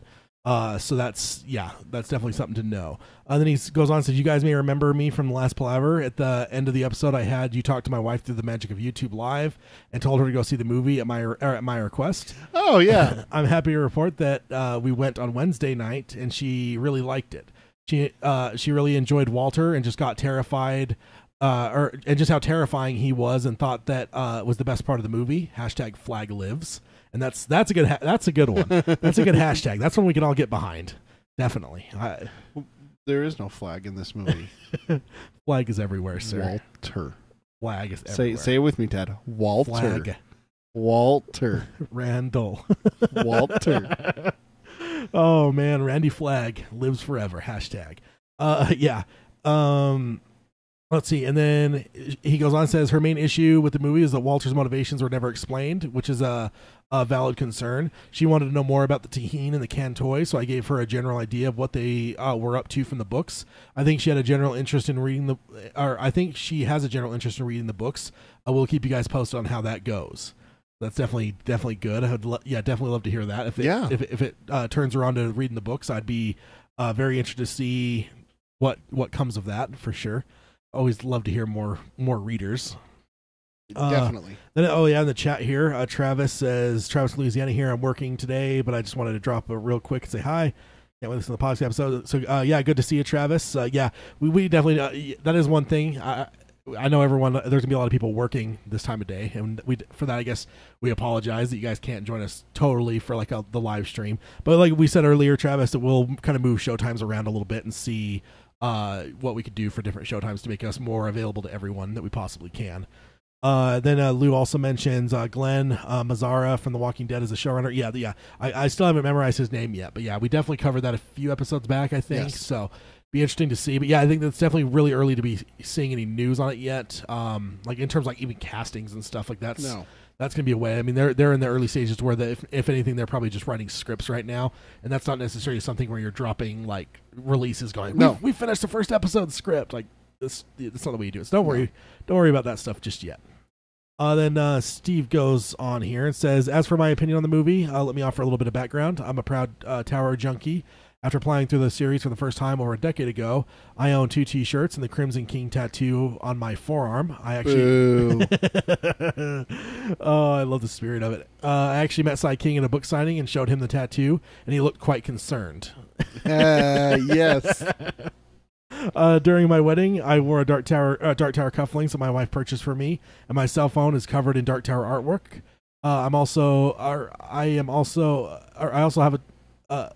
have at times felt like the Dark Tower dealer pushing the books on coworkers and friends and even family, and there's nothing wrong with that. Nope. It's always good to be a pusher of things when it comes to Dark Tower or Stephen King. Hey, there's only one pusher in the Dark Tower, and he's an evil man. Well, if you're pushing the Dark Tower, though, you become the pusher. Yeah, and you push Jake in front of a Cadillac. Or, Susanna in front of a train. That wasn't Jack. Yeah, it was. No. Pushing Jake. Oh, yeah. It was Flag, wasn't it? No, I think it was him. Oh, he just thought Flag, it was Flag. Yeah, he pictured Flag because he was wearing he was dressed like a priest. Yeah. So, I mean, the thing that we talked about, the whole thing about the potentially that Flag was even, maybe pushing him towards Jake a little bit, Do it. Pulling the strings, maybe. Because, of course, Flag would be all over and things like that. Because he's evil. Well, it does bring Jake to Midworld, so... It kills him. When it brings him to Midworld. It kills him. Yeah, because he wants to use Jake to doom Roland. He sees it as a 2-for-1. He's truly evil. Oh, I will also say another thing I noticed in the third, and it's one of the things I noticed every time I've seen it now, but I did note it for this one, but I forgot to write it down. But I didn't note it in my head. Is they talk about the Man in Flag has Roland's soul in his pocket. Yeah, and I'm like, that's a great allusion to the books there. Yeah, because what is it that as long as the boy travels with you, I carry your soul in my pocket or something like that. It's almost. I think it might be word for word. Yeah, I think the only the difference there is in the movie it doesn't connect to Jake necessarily. No. But it's as long as the boy travels with you, the Man in Black has your soul in his pocket, basically. Yeah. So yeah, because isn't it Sylvia that tells him that? No. Oh, it's the Oracle. Yeah. The Oracle. Whereas this one, it's Ara. Yeah, it says it in the movie. But yeah, that was definitely a good allusion to the book for sure. And then Steve goes on and says, after knowing all of that, I thought that the movie was a solid okay. I knew from day one that Idris was awesome. An awesome pick for Roland, knowing him as Stringer Bell from The Wire series, and I definitely agree there. Matthew McConaughey was never on my radar for Walter, but I really liked him after True Detective and Interstellar. I always thought Gary Oldman would have been a cool pick for Walter as depicted in The Gunslinger. Tom Taylor nailed Jake, and well, I guess I could stop right there and of course say I wholeheartedly approve with Gary Oldman. You would watch a 3-hour movie of Gary Oldman playing Gary Oldman, sitting in a chair, drinking a scotch and reading a book. Be better than the Emoji Movie. True. Yeah, if Gary Oldman was in the Emoji Movie, I probably would have gone and seen it. Oh God, I would disown you as a friend. Gary Oldman's one that will bring me in for pretty much anything. In fact, that's one of the main reasons I went and saw the one with Deadpool and Mace Windu or Samuel L. Jackson. Hitman's Bodyguard. Yeah, I went and seen that. Hey, you know what you still haven't watched with Gary Oldman in it? What? Harry Potter. Yeah, that's a lot though. Yeah, it's a lot of movies. boo. I'll get to it eventually. And Boo. he doesn't show up till later movies anyway. He's in the third one. Yeah, so it's 2 movies I gotta get through without Gary Oldman. Oh, and then boo. and then he'll probably be in it for like 10 minutes in the third one and be in like an hour for the one after that. You know, he'd probably get bigger and bigger, and I'd be like just teased with him in the first one, like, oh, look, Gary Oldman, and he'd be gone, and he wouldn't be there the rest of the movie. So this is the part where I don't tell you that his role gets smaller as it goes, right? And then Lou says, did someone mention Scotch? Hey, Lou, you're at work. You can't be... Yeah, Lou. Be responsible. Although, looks like are we losing We lose the stream? I don't know. It's still saying live, but yep, we're all right. No, Lou, I'm with you, though, man. I think about Scotch more at work sometimes than I do at home. I just, especially after when I was watching like the show Mad Men back in the day, and they're just like these advertisers, and it's like in the 60s, and they just have like full bars in all their offices and just drink delicious beverages as they're, working. Like, I love that. I'm all about it. Yeah, and then he goes on, Tom Taylor nailed Jake and was a great casting. I had no problem with the portrayals of these characters, although Walter was more of the flag persona in the movie. Let's see. I thought the effects were good, especially the Toad Ash monster. I enjoyed the fish out of water scenes and the Billy Bumbler nod. Favorite scenes hands down is Gunslinger Creed with Jake. If everything comes crashing down due to the poor reception of the movie, at least we got that scene out of it. And I would probably say that is probably one of the most masterful scenes of the movie. That was the one that really got overall. And I mean, there's been a few different things people point to, but when it comes to like outside of like laughs, I'd say that's probably one of the ones that's mentioned the most. Oh yeah, easily. Yeah, so that's definitely a huge one for sure. Let's see. And then Cody says it's almost beer 30 here. That's a common phrase at our work. Yeah, indeed. Then he goes on and says, I thought, he already talked about the effects are good. Oh, and then that's the other thing I actually did think about too, is when I saw the Toad Ash monster this third time. Yeah. I did happen to think, I was just imagining it's the Mist. It's a monster you'd see in the Mist. Yeah. Because those are beasts from the Toad Ash darkness. It's true. So I really need to go watch that movie again, because that movie's so great. The Mist? Yeah, because it's just like those scenes of like the monsters and stuff, like just that, I don't know, like especially that really big one and stuff. Like it's like, God, that's like I just can't do it because of that woman. That woman makes me so mad, so mad. Oh man, one of these days I just gotta watch it with you again, just for the pure joy of watching you just get all heated. No, you'll start turning red in the face and stuff. I'll probably end up breaking the TV. Then he goes on and says, as for my problems with the movie, it's mostly just the editing and the order of the events. An example is at the very beginning of the movie when you see the Devar toy and the girl in the chair. There's a shot of Walter that is totally out of place. You can tell that he was in a completely different room and area of the main breaker room. There were other weird bits you could tell were pieced together, and there were noticeable reshoot footages, and it was distracting. I was really hoping the movie would open with the famous first line, but we didn't get that, although the tech corporation at the beginning was awesome. I think showing Roland and his father as a dream sequence near the beginning of the movie was an odd place for it to be shown. This was the first appearance of Roland in the movie, and it was just really odd. And I will say I actually do agree with that. Usually you don't find out. That was a bizarre. Yeah. That's a bizarre reveal for your lead. Usually that would have been saved for like Jake and Roland's first encounter. Why do you want to kill him so bad? Maybe even have him dream that when he's in Midworld. That's true. One of the nights, make it to where he actually sleeps, and maybe he wakes up with that dream. That's his nightmare when he wakes up and Jake's gone. Or no, Jake has the dream. He wakes up, and that's when he goes and wanders and finds his dad. I mean, even do that to where I don't know. Well, the thing is that is a weird. That was Jake's dream. That's the first time he dreamed about the gunslinger. Yeah. So otherwise, you would have to make Jake know about the gunslingers beforehand. Yeah, I'd have him dream of just something different with Roland. I don't know what it would be necessarily, but maybe even just that whole Man in Black fled across the desert, gunslinger followed, and then show him in the desert, see him, and I don't know. It is odd. I would definitely agree with Steve here. That was kind of an odd place to reveal Idris Elba as Roland. And it says it may have been a little bit more interesting to hold that info until near the end when Jake and Roland are on the rooftop and have Roland tell him the story and then show the flashback. I also wish that Roland had been surprised to see the paper when Jake showed him the drawings. That's a reoccurring theme this week. Yeah, indeed. I'm that doesn't mean that I'm poo-pooing it, guys. I absolutely agree. That would have been fantastic if Roland would have been like, you have so much paper. Like that would have been, I think that would have been better instead of just, like demanding, where'd you get all this paper? It's the awe factor. Like, you have so much of this. Yeah. Yeah. Or even just like accusatory, like, how did you get all this paper? Like something, I don't know. Yeah, it would, because you don't even have to go any further than a one-liner like that, because then from there, us fans know what's going on, and you don't really have to go that overboard with it to where it becomes like bogged down for non-readers. Then it would have been. It also just is a little tidbit into Midworld where it's like, oh, paper's a commodity there that's highly sought after and rare and stuff like that. Okay, that gives me a little piece of information about this world. Yeah. And then Lou also mentions, I really wanted the Man in Black walking across the snow sequence. Yeah, that is definitely one that we somebody mentioned that in an email last week, because they mentioned some of the things that we saw in the trailers that didn't make the film. That didn't make the film. I think it was even Sawyer that actually emailed that to us. And that was one of the ones that was missing, and there was a little bit missing for sure. Then Steve goes on and says everyone was mad about the portals, but people seem to forget that those type of mechanical portals are actually in the books. Yep, and I definitely agree. I think that everyone's going so like hard against like the portals and not just being straight doors that they are forgetting that like what we're dealing with here is the Sombra, North Central Positronics side of things, because we're basically engaging mostly with Flag and his side of things. Whereas like the standalone doors are a little bit more mystic. I think the big thing that everyone's getting hopped up about with the door is that Jake goes through a door, not a portal.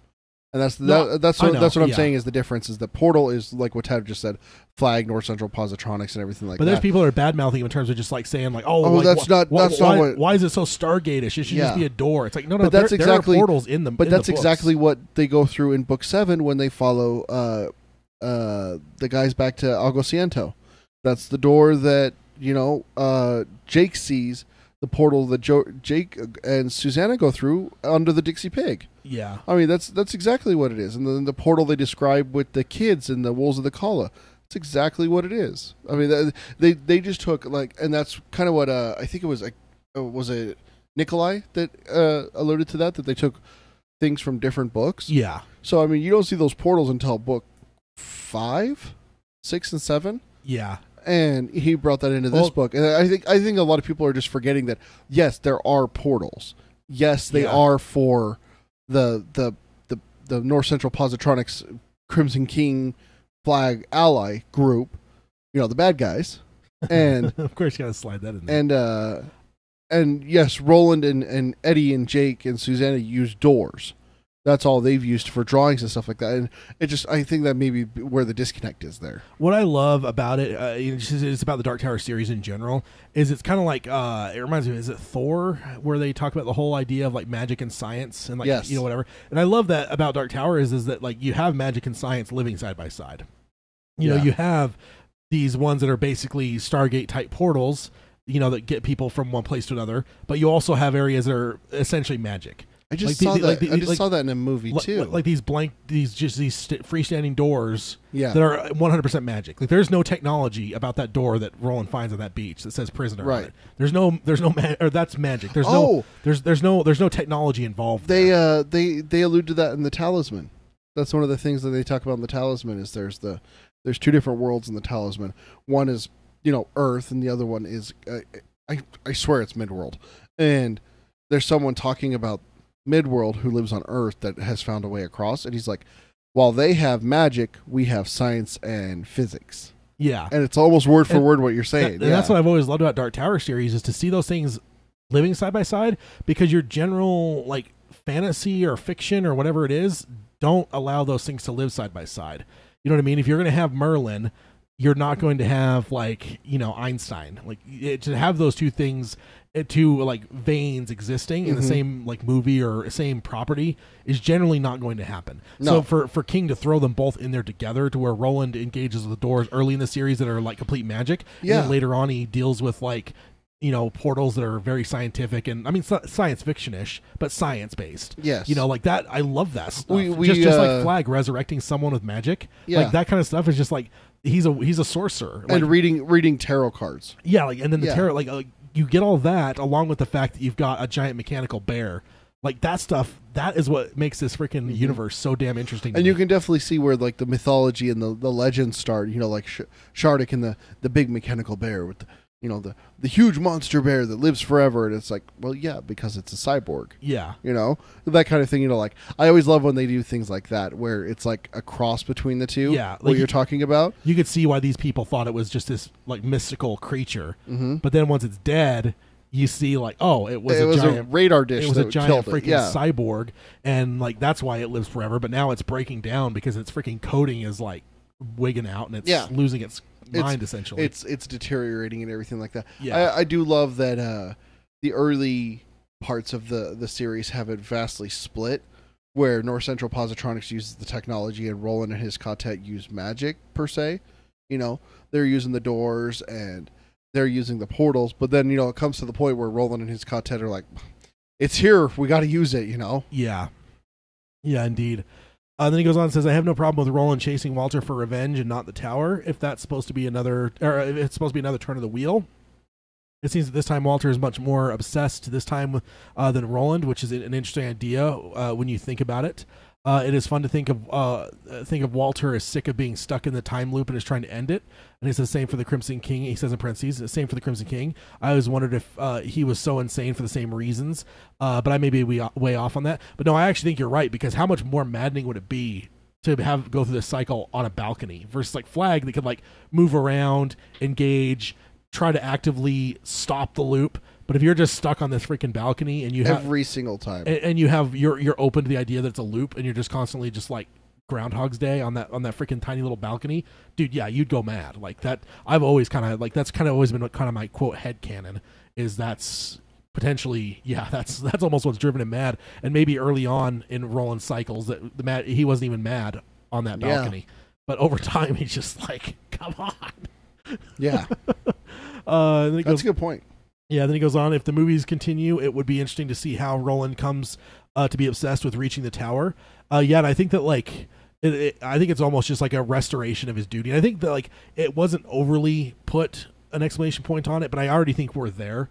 I think at the end of this movie, I think Roland's back to, like, I think that's his whole, like, I think it's you got to read between the lines. Yes. But I think that's the reason he wants to go back. I need to go back. And he wants to take Jake with him too, and calls him a gunslinger. And, yeah, he's not like saying to me anyway. That's just the way I interpreted it. I interpreted it as like I need to go back because I have a mission. Yeah. Not I just need to go back because this isn't my world and this place is freaking me out. Well, also the other thing is that it was brought up earlier in the film that you dishonor your ancestors and stuff like that. He's the last gunslinger. But at the end, him creating Jake as taking Jake on and making him a new gunslinger. Yeah. That's starting it over again. Yeah. That's the age old like, oh, this civilization was the protector of the king and these knights and everything like that. And then the knights get wiped out except one. Well, teach me the ways. Well, no. It's a very that's what I was thinking of. It's a very Star Wars Jedi thing. Oh, they're all gone except this one, maybe two, 1.5. and let's make a short person joke. I like that Muppet joke. But let's have this special person, special boy, and let's teach him the ways of the Force. Or in the new cycles, girl. Yeah, with Rey too. Exactly. Same idea, so. Yeah, same concept, and it's been done before, and I love that story. I do. I always love the story of like someone that's an ancient order was all about the good and all about protecting people, and they got wiped out. Yeah. But let's leave a survivor. Let's leave that one. Yeah. That's going to teach a next generation. Yeah. And that's the thing that Dark Tower did with Gunslinger. Is the getting a quartet, and you're starting to train Eddie and Susanna. And book 3, the very first part is them, Susanna's training and everything. Yeah. So to take Jake on, I think, is also a huge significance for Roland, because not only is he going back, and like you said, assuming I got to go back because I have a mission that I've been neglecting. Yeah. I fulfilled my personal vengeance. I killed Walter, but now I got to get back. I got to protect the tower. Yeah. And him taking Jake is just another sign that Roland's made a change. Yeah. He wants to bring back the gunslingers. The switch is flipped, but again, I think that's very subtextual. So I could see why a lot of people maybe feel that hasn't been seen or done yet. But in my mind, it has. In my mind, that switch is flipped. Yes. And we're only to see it play out in my mind. But that's totally me. And the next filmmaker might still find that switch is maybe only 75% flipped, and Roland still needs a little bit more of a push before he is fully on board. That filmmaker might choose to do that, or that TV person, whatever it might be. But yeah, that's the way I interpret it right now. Yeah, or maybe the filmmaker decides that, Roland's going to teach Jake, and fine, you want to protect this tower so bad, here, let me train you and you go do it. But I almost feel that like they couldn't do that. I think Roland has to come back to it. I think we've always we've been saying that for the longest time. That, like ever since they first started dropping those hints that like Roland would be not after the tower anymore. Is it's like, I bet you he's going to start that way, but by the end of the movie he's going to be back on the tower. No, that's not what I'm saying. Is that he's not going to be ever for the tower. But it's kind of the trope. Also with like the night thing. It's like, well, we have to go save this princess, and he's like, well, fine, you go do it, I'll just help, and then in the end, who's the one battling the dragon? No, it's the knight. He's the one that gets involved and stuff like that. Yeah, unless he gets taken down and gets turned into laundry on the Death Star hangar bay. Hashtag Tad is terrible. Wow, we got a little over an hour in, and before I got that one, hour and a half. Oh man, I love it. Then he let's see. Make sure I'm in the right spot here. Watch someone make a list of every time I say that and what you said beforehand. Then Steve goes on and says, once I saw the movie a second time, I was much more okay with the movie, but it still bothered me, some of the editing and ordering of the events. If you look at the old leaked trailer, you can see a few extra shots that weren't in the film. There's a shot of Roland walking through the desert, and it could easily have been the opening shot. Then move on to Walter walking through the battlefield. Then a shot of Roland picking up Walter's trail. Walter making it to the Dogan and using the portal to the Devar toy. Then sounding the alarm to summon the breakers. Then the beamquake is and the introduction to Jake. I just think little things like that would have made a lot more coherent. I'm hoping for a director's cut to see what scenes were cut out, and it would and would it make a difference towards this argument. And I could definitely kind of see what he's saying there. Yeah. Like it maybe. Yeah, maybe it could be a little bit more flowing and a little bit more, I don't know, just not as tight. Like right now, I'd say the movie's very tight. Mm-hmm. It's very quick. It's very, like it doesn't linger on anything. But maybe it gets us from here to there as fast as possible. Maybe let it linger a little bit and see what I don't know. Yeah, what that lingering might have been. What scenes did they film? But yeah, it'd be interesting to see if we got a director's cut. I kind of hope we do, but it sounds like I don't know. Some of the stuff that we've been reading recently makes me think that we might not. I got a feeling with everything that you've read today, we won't. Yeah, doesn't feel like it. Yeah, and then Lou says, agreed. Too bad that the last scene didn't make it clear that Roland is back on the tower. Yeah, definitely. I think that's definitely something that they could have done a little bit better. But at the same time, but I guess no. At the same, what I was going to say is at the same time, non-book fans aren't as hung up on that. But at the same time, no. Non-book fans did hear earlier in the movie that he's supposed to be on the path of the tower. Right. So that actually probably should have been resolved a little bit more clear. It actually would create a question for where right now you don't have... Like, okay, so let's, honestly, I wish my wife was here. I could just ask her, be like, all right, what's next? Like, what's the problem that's going to bring us back to this world? What's the next thing you see happening? Well, they're going to go to the tower. Okay, well, why? I don't know, Yeah. And everything like that. If they had made it perfectly clear, that they're going for the tower and why they still need to go there, I think that you would have drawn in a little bit more of a, okay, well, when's the next one? You guys got to see this movie. This is the start of a franchise. Yeah. This movie, yes, they made it to be a standalone movie, but they didn't leave enough. Like, the difference I would take is Star Wars versus Dark Tower. Okay, A New Hope, Death Star's destroyed, Vader's careening off into space, but, the Rebel Alliance is still the Rebel Alliance. The Empire is still the Empire. Their one installation was destroyed, but... the Emperor wasn't there and everything like that. People knew there was going to be more. They clamored for more. Yeah, that's the thing with the Dark Tower. That's where the whole like Vader lives buttons came from. Right, and it almost feels like they didn't leave the door open per se. If we want to use the Dark Tower lingo, it's almost like they slammed the door closed, and it's like, here's the first film. If you guys like it enough, we'll figure out how to make a second one. Yeah, not leave it open to where there's always going to be that. I think they kind of wanted to avoid that trope of that that everlasting. What if we made another one? Yeah. That okay, the first one didn't do what we thought, we're not going to make another one. And then there's fans out there going, but I think they wanted to avoid that. Yeah, and then Orion in the chat says the Rose in the Garage door at the end is probably a book fan Easter egg to show that he's back on the Tower Quest, right? And I would say that that potentially is another again, but that's very true. But that's very subtextual though. It's not. And that's what I'm saying here is like, what did we give the average fan, like our friend that you went and saw it with last weekend, who's never read The Dark Tower, my wife who's read like the first half of Gunslinger, what do these people, or was it Steve's wife, what do they have wanting them to come back? Yeah. I think that's where the big thing from this film, if we're going to look back on this in 5-10 years, is going to be like, man, they didn't leave a lot of doors open, or even just like a crack open where it's like, what's over there? What do we got going for us? What's next? Yeah, indeed. You got to leave that. You got to leave them wanting more and everything. Well, we want more, but the problem is they kind of closed off a lot of the plot lines. Yeah. Then Steve goes on and says, one potential Easter egg I would like your opinion on whether we get to see the movie again, and we could freeze frame it. The scene on the battlefield with the dying man and Walter walking up to him on the slow pan to the soldier's face. It looks like there's a bag of Orizas on his hip. I could be totally wrong. Or it may be a canteen or something that holds ammo, but it's round and it's something that could hold multiple Oriza plates. It's kind of hard and fast to catch in the theaters. So that'll be something interesting to look for in future viewings, be it theaters or the DVD, Blu-ray, and the commentary track. Then he goes on and says, I also enjoyed multiple shots of the horn around or the horn in Roland's Gunna. Definitely agree there.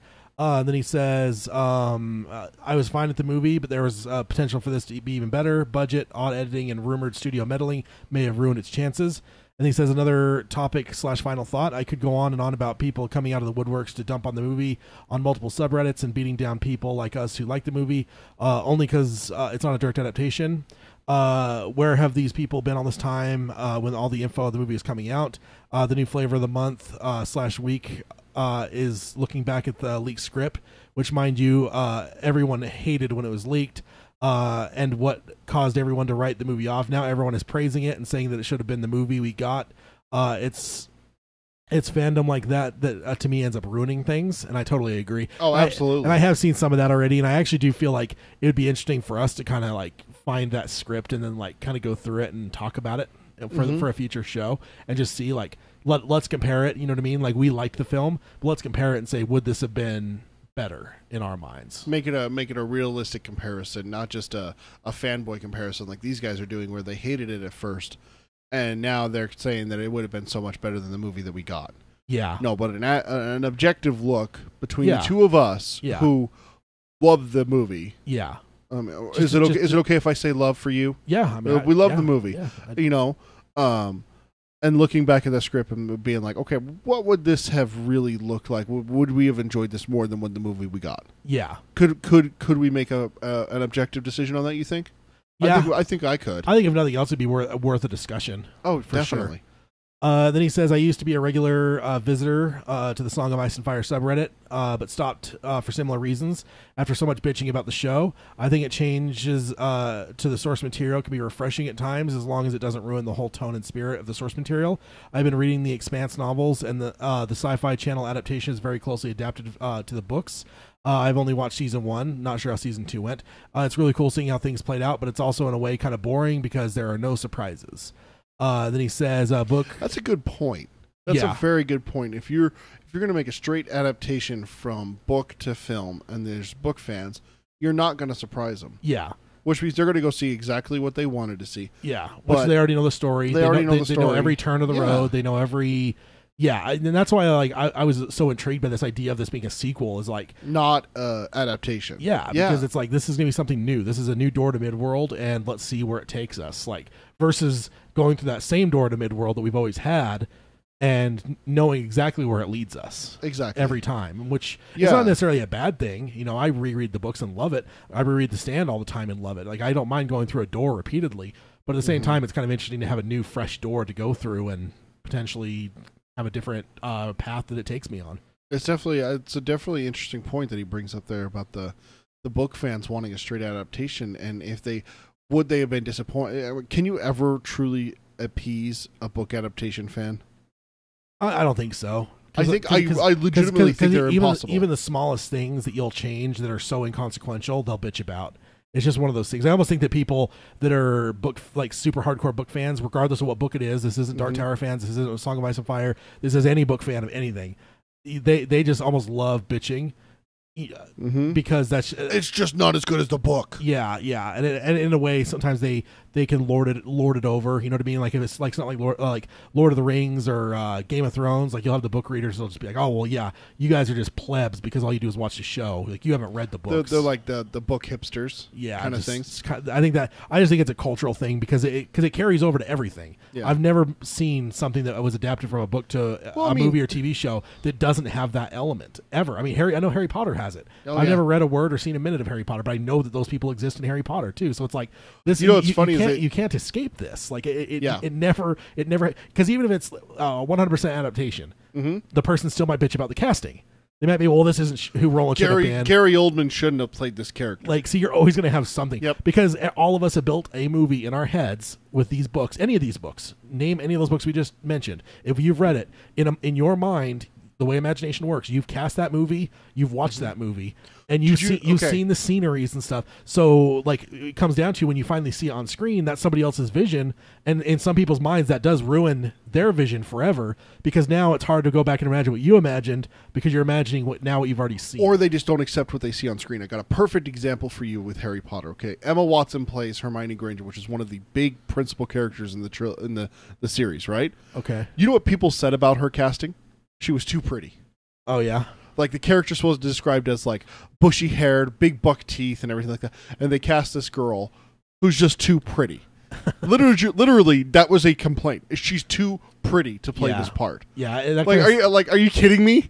Like, yeah, that's so I'm just saying that no matter what you do, you're always going to face that. So yeah, that's the nature of it. That's an interesting discussion because I've never thought about that. And you actually, I gotta give you praise. You actually saved me from myself when it came to Harry Potter, because it was like the 5th or 6th movie was coming out, and I was starting to get a little irritated that they were changing stuff. And then that's where you told me your philosophy. You know, the book's still there. You could still read the books. Yeah. The movies are a different animal. Yeah. It's a different media. Yeah. You know? It's a different beast. That's your phrase. It's a different beast entirely. Yeah. And ever since you've done that, I've been able to appreciate the movies for what they are a lot more than what I did when I first watched them through. The first time watching through, I was like, well, that's different. I did the typical book reader thing. It's like you're grading a paper rather than you're enjoying a film. Exactly, and I hated that. Yeah. And it actually ruined some of the first Harry Potters for me, but ever since you've opened my eyes to that, where it's, you know, and I've even gotten to the point where I'm the same with you. I will not read a single Game of Thrones book until I finish the series on TV. Yeah. And even then, I'm going to wait till the book series is until out. they're all done. I'm not doing that. I am not playing the Stephen King may get hit by a van gamble with George R.R. Martin. Yeah, indeed. Not doing it. Indeed. Not doing it. But, you know, it's an interesting point, though, that, you know, like, we got to have an open mind. And I think you said that actually the week before the movie came out. Yeah. Is where, guys, you know, the books are going to be there. This movie is not going to change those books. Yeah, indeed. And I think that's the biggest thing we can take away from a book adaptation. Yeah, indeed. Then he goes on and says, book readers are spoiled in good and bad ways. I'm also getting really tired of your shit, Reddit. And that's, I can agree. I completely zoned out of a lot of the Dark Tower stuff when it came to Reddit. Thanks for taking the time to read my rambling email. Look forward to being a continued listener. Signed, Steve. Then he also gave us some pictures of a shirt, some of his shirts. We got the jawbone, the tarot cards, the key. Yeah. That looks like Jake's key. There's a feather, so maybe David. Yeah, got a bullet down there. Oh, yeah, I didn't see that. Go then, there are other worlds. That is a nice shirt.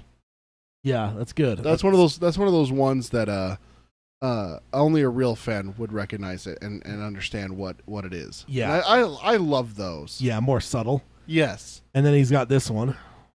Oh, that's a nice one. Shot of Roland, young Roland with David, with the wings back, landing onto his arm. Yeah, it's definitely falconry. And then he also has the picture of the cufflinks that he used for his wedding. Oh, that is way cool. It's like the keyhole, and it's got a rose wrapped around a gun. Yeah, around the revolver. So that's pretty awesome. So that's it for his. What? No Crimson King tattoo? Oh yeah, I guess he didn't really give us a shot of that. I don't know if he could see it with his picture there. I don't see wearing the it. shirt.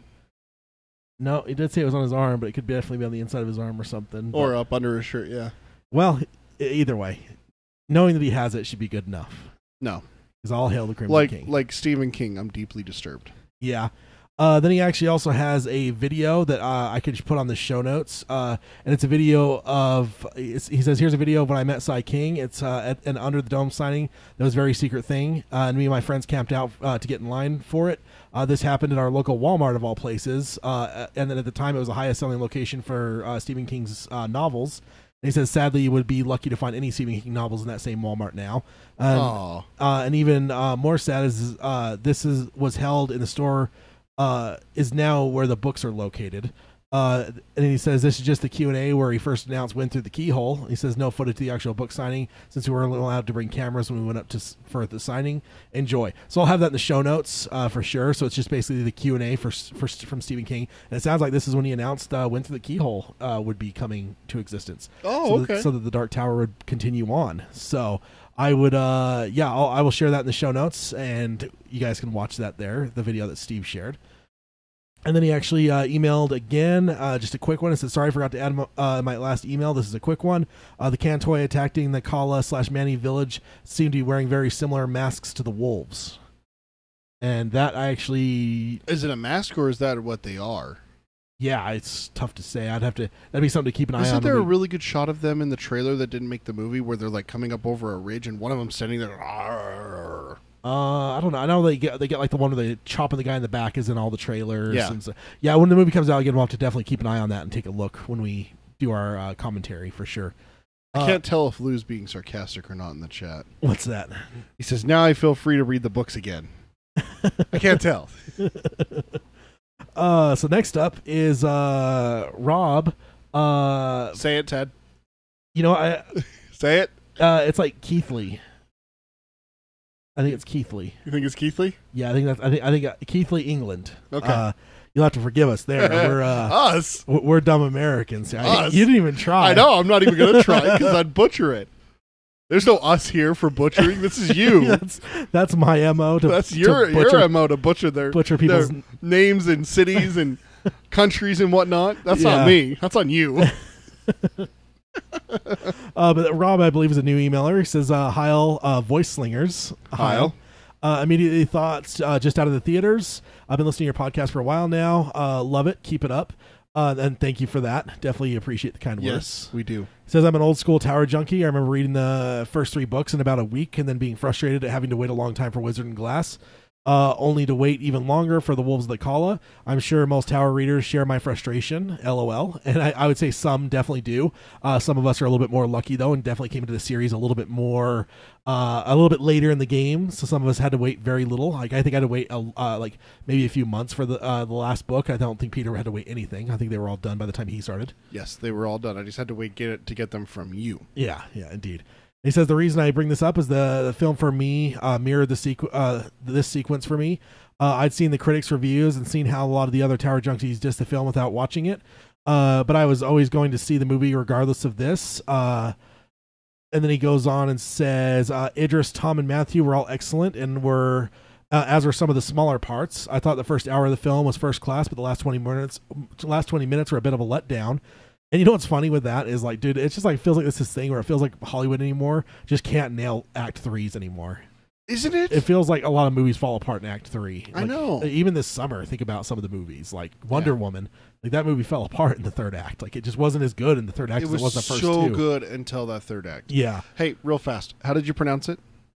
Keithley? That's correct. Okay. All right. I looked it up. Just for you. Oh, all right. So it is pronounced Keithley. Okay. See, I look things up before I start saying it. You know? Then he goes and says, I have some suspicion about the 30 minutes that were cut from the film, maybe for budgetary reasons, as the last part of the film just seemed rushed and a bit flat. I'm glad I went to see it, and it was a good film.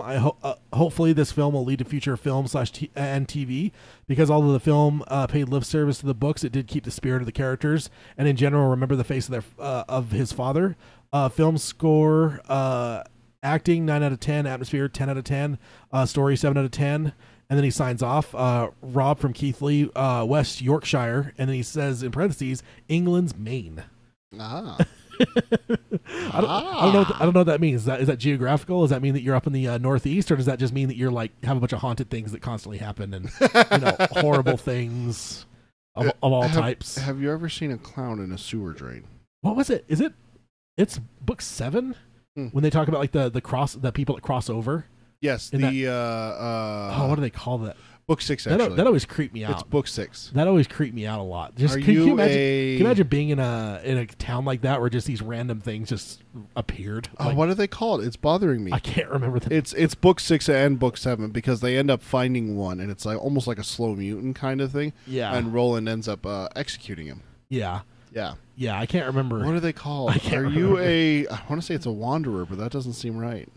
Yeah, so England's Maine either way is his claim there. And that's definitely a good one for sure. But yeah, thanks Rob for your email. Definitely appreciate it, and it's definitely good to hear from you guys over there across the pond. Lou explains himself and says, "No, seriously." Back to him saying he feels free to read the books again. He says, "No, seriously." Not behold to waiting for the next movie anymore and keeping the two storylines separate. He makes a valid point now. I've been holding off on reading the books because I did not want to do the atypical, oh, well, they didn't get this right or they didn't get that right from the books thing going in. Yeah. So, and I think I brought this up a little bit. I have Black House to read, and I want to read The Stand as well. And what about The Dark Tower? Yeah. I just got to figure it out, Ted. I don't know. Yeah, that's 8 books. That's the other thing, especially, is that I finally got to win through the Keyhole audiobook, and I still haven't ever listened to that. I think you got to do Black House. I got to finish Black House, and then from there, I don't know. It's like flip a coin. Do I go Stand or do I go Dark Tower? They're basically the same length. Yeah, I don't know about that. I think the Dark Tower is about 4 times the length of the Stand. All right, and then next up is walk-ins. That's what it's called. They're walk-ins. Oh yeah. Thank you, Cody, yeah, good call. It's been a little bit since I got to that section of the books, so yeah, walk-ins. That's what it is. That whole that whole idea just always creeped me out, though. Just these things are just random randomly, people, and of course it happens in Maine. And the thing is, it's not people all the time; it's creatures too. Yeah, and you know how terrified I am of creatures in the night. So it's like, what if it was a bumbler though? No, that's not a creature. That's awesome. That's just a ball of awesomeness right there. Did I tell you my idea for a bumper sticker? Yeah, we did. We came up with it on the show. Oh, it was on the show. Yeah, I break for bumblers. Yeah, indeed. I still want that. Oh, I'm sure there's places out there that can do custom bumper stickers there. But next up is Chris from Australia. You mean Chris from Outworld? Well, that too. Yeah, or Endworld. Endworld. That's what it is. Dang it! I messed up. Cry your pardon, Chris. Yeah, you've forgotten the face of your father. I'm sorry. And he starts off, hi, Tad and Peter. Hi. This is just a pre-movie reaction from Chris. I see the movie in 70 minutes time, and I'm pretty excited. Over the last month, I have been listening to the audiobook of Salem's Lot, which I love, by the way, and then gradually caught up on the couple dark DCP shows that you released before the movie. I listened to the Unfound Door Salem's Lot episode, and even had to listen to your "We're about to see the movie" bit at the start of your movie reaction episode. And of course, I couldn't help but see all the negative press regarding the film. I take some solace from Rotten Tomato Audience Tracker, which indicates that something like 65% of the people like the movie, despite the horrific review score. Yeah. Also, the fact that you guys have seen it several times, suggesting to me that I might like this film. Anyway, I just thought I'd touch base. I was hoping to catch your live stream, but it looks like that finished a couple hours ago. And of course, I need to point out that I'm seeing the movie on August 19th. So that's got to be good, right? And then that's so cool. Then he says smiley face, and then in parentheses he says not emoji. Thank you. Chris, you're one of the good ones. And he says catch you on the other side, signed Chris from Endworld. So that's kind of cool. I like getting an email from him on the front end. And I guess I did forget to mention that I think maybe I alluded to it last time, but I did also see it on the 19th. You did. It was the very last showing of the 19th at the theater that I go to. It was like the 10:30 showing or something. So yeah, it was definitely kind of cool to see it on the 19th. There was something definitely special about it there for sure. And then we go on to Chris again. Reaction. Yeah, on the other side. And he said, and the titles is like movie impressions. I've seen it now with an exclamation point. And he says, "Hi, Tad and Peter." Hi. So I enjoyed my 95 minutes at the cinema seeing The Dark Tower. And he says in parentheses, note, I was the only one who stayed for the whole 95 minutes until the end of the credit sequence. Yeah, that's even with movies that people kind of know there's credit things, there's still a lot of people that don't stay. I'd say even like Marvel movies, which are like the most famous, I'd say 60% of the audience still gets up and walks out. I don't understand. There was one for Spider-Man. We went and saw Spider-Man together, and there was a group of us. There was like 4 or 5 of us, and we're sitting there, and the theater was pretty packed. Yeah. And then 80% of the 85, 90% of the theater walked out. Me and my wife were turning around going, what are you doing? Yeah. You know what I did hear? You know what would have been satanic, though, is if the end credit scenes had existed for Lord of the Rings. That's just me. For those bladderbuster movies. Like, oh, man, a 3.5-hour movie, and then you have to sit another 20 minutes to go. After the 10 fake endings in Return of the King. That still bothers me. I have not been able to rewatch it ever since that. And he goes on and says there were several dozen people in the cinema, and there was a brief round of applause at the end of the show, so that's got to be good, right? Yeah, I absolutely think so. I think that, I don't know if like, I definitely see that occasionally, but it's not very often, and it's not necessarily even, I mean, there's times I see really good movies I feel like everyone enjoy, but I don't hear people clap, but it's just one of those things that every so often I see it here. I don't know if there's like cultural differences, but it's definitely because I've definitely had people look at me when I've clapped for something. Like we clapped for episode 3, Star Wars. The whole theater cheered and applauded. Remember that? Especially the midnight showing. Yeah, we full on. I remember. Yeah, because I remember people waving their lightsabers, and I remember us clapping. And midnight showings are a little bit different for Star Wars, though. Yes, but the 7:00 show that we saw, 17 hours later, also cheered and clapped. So I can't remember what show it was that I went and saw. It was a year or 2 ago with my wife. And it was something I had been anticipating, and it was really good. And I clapped and I hooted and hollered and everything. And I got some weird looks. And my wife asked me when we were on the ride home. She's like, "Why do you do that?" And I'm like, "Why don't I do that?" I mean, like I clap for my football team when they score a touchdown. Yeah, they're not going to be able to hear me there either. Yeah, but it's just something that I do. It's ingrained in me. I clap when I'm happy. Like I enjoyed that. You know what? I don't clap for live performances. Just don't do it. I know you don't. It bothers me that you don't. We went and saw like your favorite band in the world a couple years ago. They finished their set, and I'm standing up. I'm like, yeah, Kiss, way to go, Kiss, woo! And I look over, and Ted's just sitting there, just like, that was a good show. I'm like, what is this, dude? Cheer! Yeah, I just saw one of my favorite bands recently with Iron Maiden. Oh yeah, it was the same thing. I don't know. I just don't do it. I don't know. It's my way, I guess. And then Chris goes on and says, I love Idris Elba, Matthew McConaughey, and Tom Taylor. I felt they each individually captured the nature of their characters, and as an introductory movie, that is all important. I also thought that the script is trying to produce a standalone movie that allowed for possibilities of sequels, generally achieving its goal. The audience was taken by the hand on a few occasions, trying to explain the complexity of the Tower mythology. When my friend first handed me the books 1 through 4 as a gift, he had only read the first 6 books, and told me that he still really wasn't sure about what the tower was.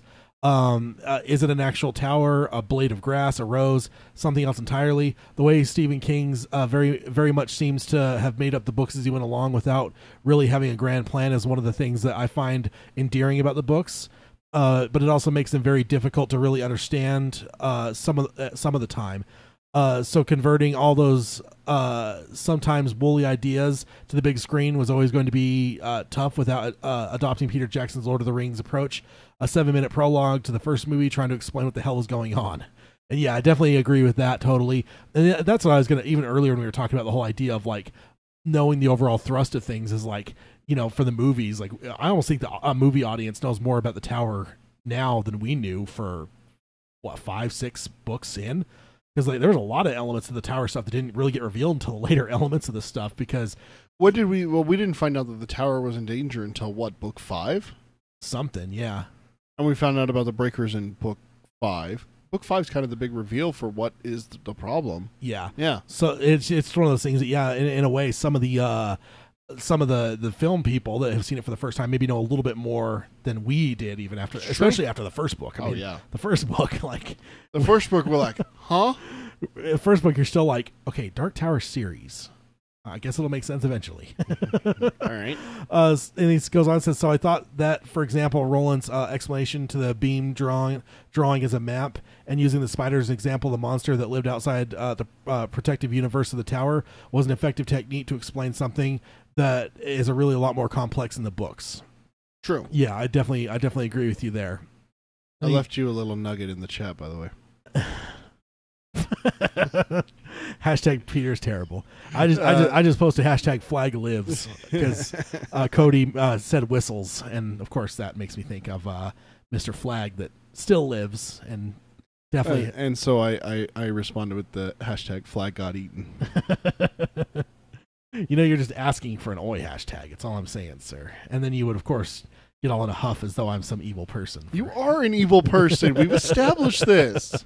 The fact that you claim to like oi, but then threaten me with an oi hashtag just explains that you are an evil person.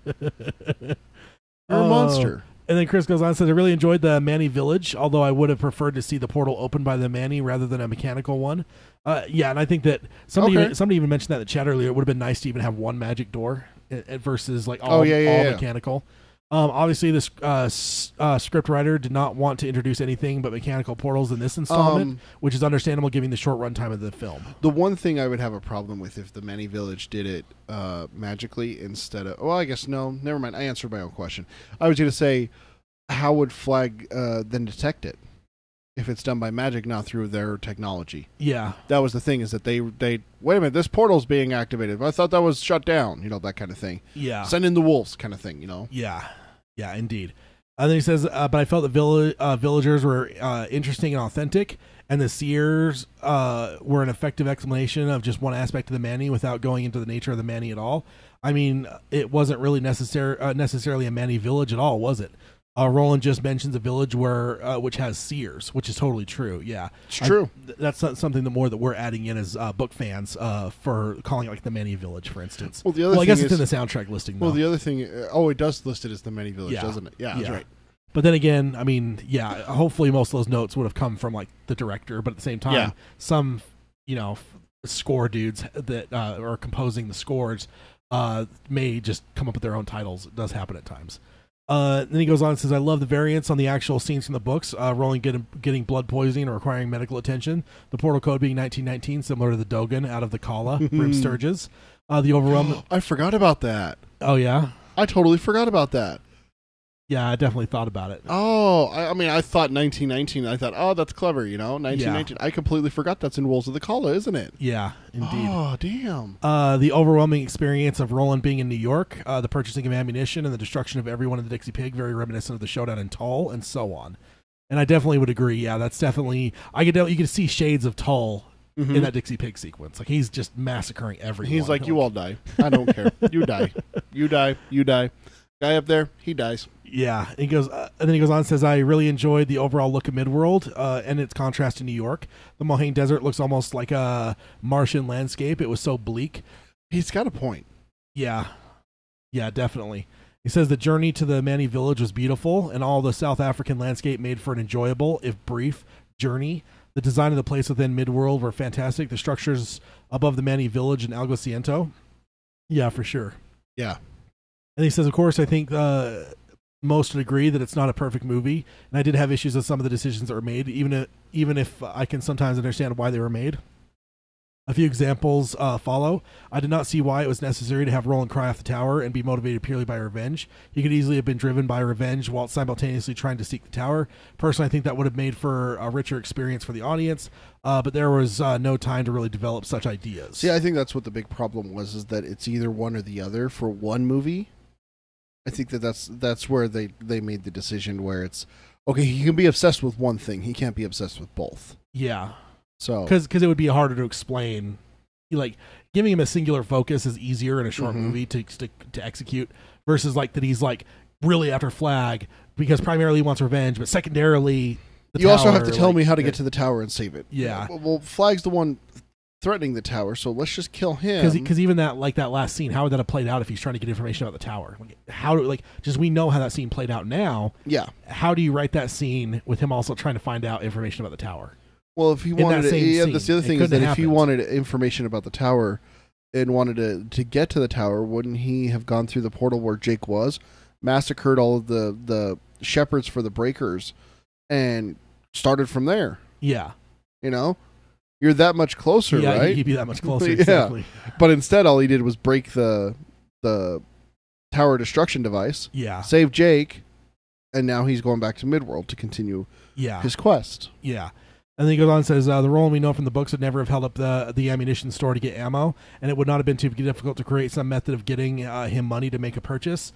There were a few decisions that were made like this, which I felt were done to keep the pace lively, but in some senses felt lazy to me. Yeah, and that is interesting. That's not an honorable thing for a gunslinger to do, but to the point, he's not a gunslinger. He says that very clearly before going to New York. It's true, but for us that know who Roland is, even if he's not a gunslinger in this context, we all know who Roland is. Would Roland ever hold a guy up like that? Especially because he paid the nurses in gold. That's true. Why doesn't he give the guy some a freaking gold coin? That's very valid. That's a valid point. I agree with you on that. So yeah, actually, it was only on a subsequent viewings that one really jumped out at me. Where I'm like, God, he just comes right out with the gun there, doesn't he? That's kind of weird. Lou says 1 hour till quitting time.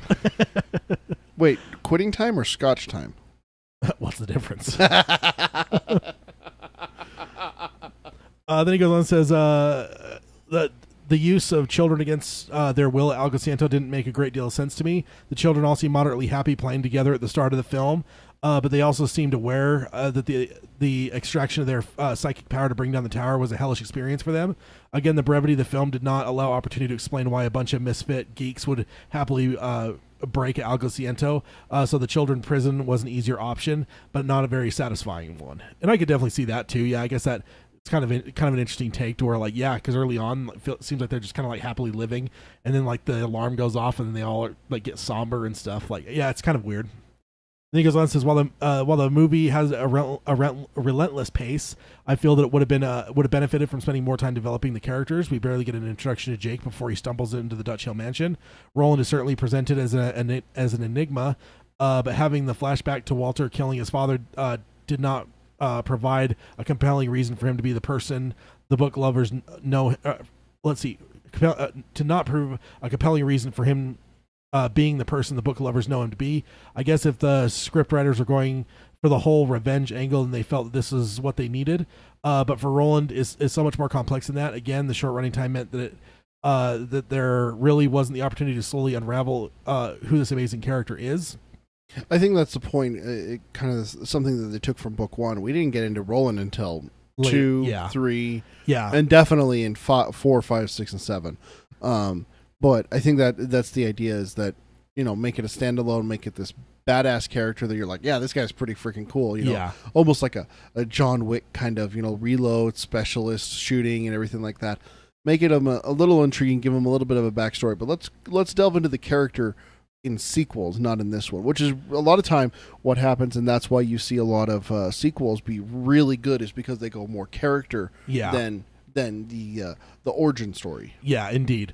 And he goes on and says, and I suppose that that with such a tight budget, it was not possible to produce a longer movie. I feel that there was more character development of the three main characters than this would have produced a much more satisfying movie. This lack of character development means non-readers are unlikely to really care about any of the characters, whereas I care so much about Jake and Roland because of the books, which I think is a real pity. I am disappointed that the Man in Black was, and he says apparently, killed, whereas I feel that he has so much potential as a feature villain in the unlikely event that more movies are made. After all, he is obviously evil incarnate. Now, I don't know about that. Why do you have to slip that in there? Because it's true. In that parentheses there, Chris, you're breaking my heart there. And he says, he could have been seriously injured and escaped through a portal without any difficulty. There's no sense of closure for the movie with his death. So it was a waste, really. And I think that, like, if you caught up on our episodes, by the time you hear this one, you will already hear that I think most of everyone's theory is that he's still alive, right, for sure. And I think that even Nikolai alluded to the fact that his quote death is so understated is like kind of his way to communicate to the audience that it's not going to stick, because a character as big as Flag can't just die in such a weird, like, underhanded way. It's got to be a little bit more grand than that. Right. Just like Vader. Right. Like, Vader's not going to die in the first Star Wars, getting just blasted by Han Solo and then flying out into space. Like, you need something a little bit bigger than that to kill one of the greatest, characters in the history of film. Then he goes on and says, the final sequence between Roland and Jake was a disappointment to me because of lack of character development. There was no compelling sense of need for Jake to continue traveling with Roland. I didn't feel any significant bond that had been developed between the two of them. And in the end, all Roland can offer is, well, you've got nothing left here. All your family is dead. And yeah, I think I think it all goes back to runtime, though. Like, there's just no time to tell. But not necessarily saying that excuses them from the criticism. It's true. But I do think that does come down to runtime. Yeah. And he says, anyway, that's it for the negatives. Finally, regarding the credit sequence, I enjoyed seeing the Tech Corporation in the credits at the start. He says, I laughed out loud. I also seeing Robin Firth as a consultant in the end credits is pleasing. And did you notice that one of the technicians' name was Blaine? Yes. Oh, and that's the truth. I love the spirit of it. The reason I know that is because me and my wife always look through the credits for our names. Oh, yeah? We do. Yeah. It's fun. There's a lot more Peters than I realized. As I was going to say, it's easier for you than it There's would be a lot more Peters in the world than I realized. Yeah, as I was say, I don't know if I would ever even achieve anything in that game because there's actually been a couple Tads. They don't spell it right, but there's been a couple Tads. Yeah, unless you get the Cujo movie. Yeah, they do 1D in that, don't they?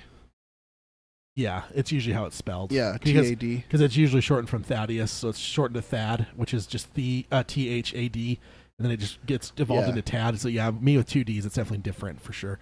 And he goes on and says, so overall, am I happy with this movie? Well, I'm glad that it was made, and I did enjoy seeing it. I do feel, though, that there was too much put into a single movie. While I appreciate that the movie was made to be a standalone affair, I think it suffers from a lot of consequences. IMDb rating currently has it as a 6 out of 10. While I think I would put it at maybe a 7, it's probably because I want to boost the average. 6 is probably a fair call from my experience. Enjoyable, but unfortunately forgettable. Having said that, I feel really confident that we will see a TV series cover Wizard and Glass and the other backstory elements, and I'm hopeful that this will give viewers unfamiliar with the books a clearer idea of who Roland is and what his motivations are. Assuming that this is successful, I'm reasonably confident that we will see further installments of the story that we know on the big screen, hopefully with a larger budget, more character development built on what we have seen on the small screen. And I think that, like, I totally agree with that. If the only change being that potentially that we might just see the rest of it on the small screen, versus the big screen. You know, if Netflix buys the Wizard and Glass series and it turns out pretty successful and popular, they get the right filmmakers involved. You know, Netflix might just be like, "Hey, man, nobody's offering you guys movies. Like, why don't you just convert it to TV?" We'll take care of you, baby. Do a Drawing of the Three as a 8-part. You couldn't do 8 parts. No, you'd have to combine. You could do Drawing of the Three in 8 parts. Absolutely. No, I don't know about that. Hour long? Absolutely. I don't know about 8 that. hours. No Done. way. Books 2 and 3 together, maybe. Well, you got 5 hours with Eddie alone.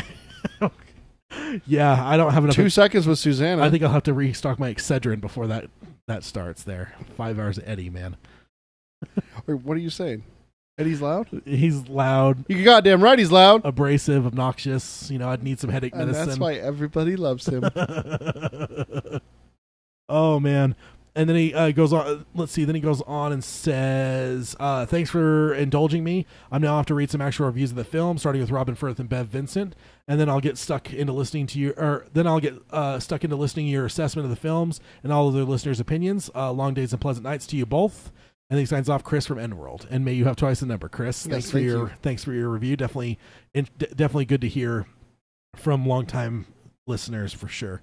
Then next up we have let's see, Jack from Devon, England. So another person from across the pond here. And he says, "Hey, my name is Jack from England, UK.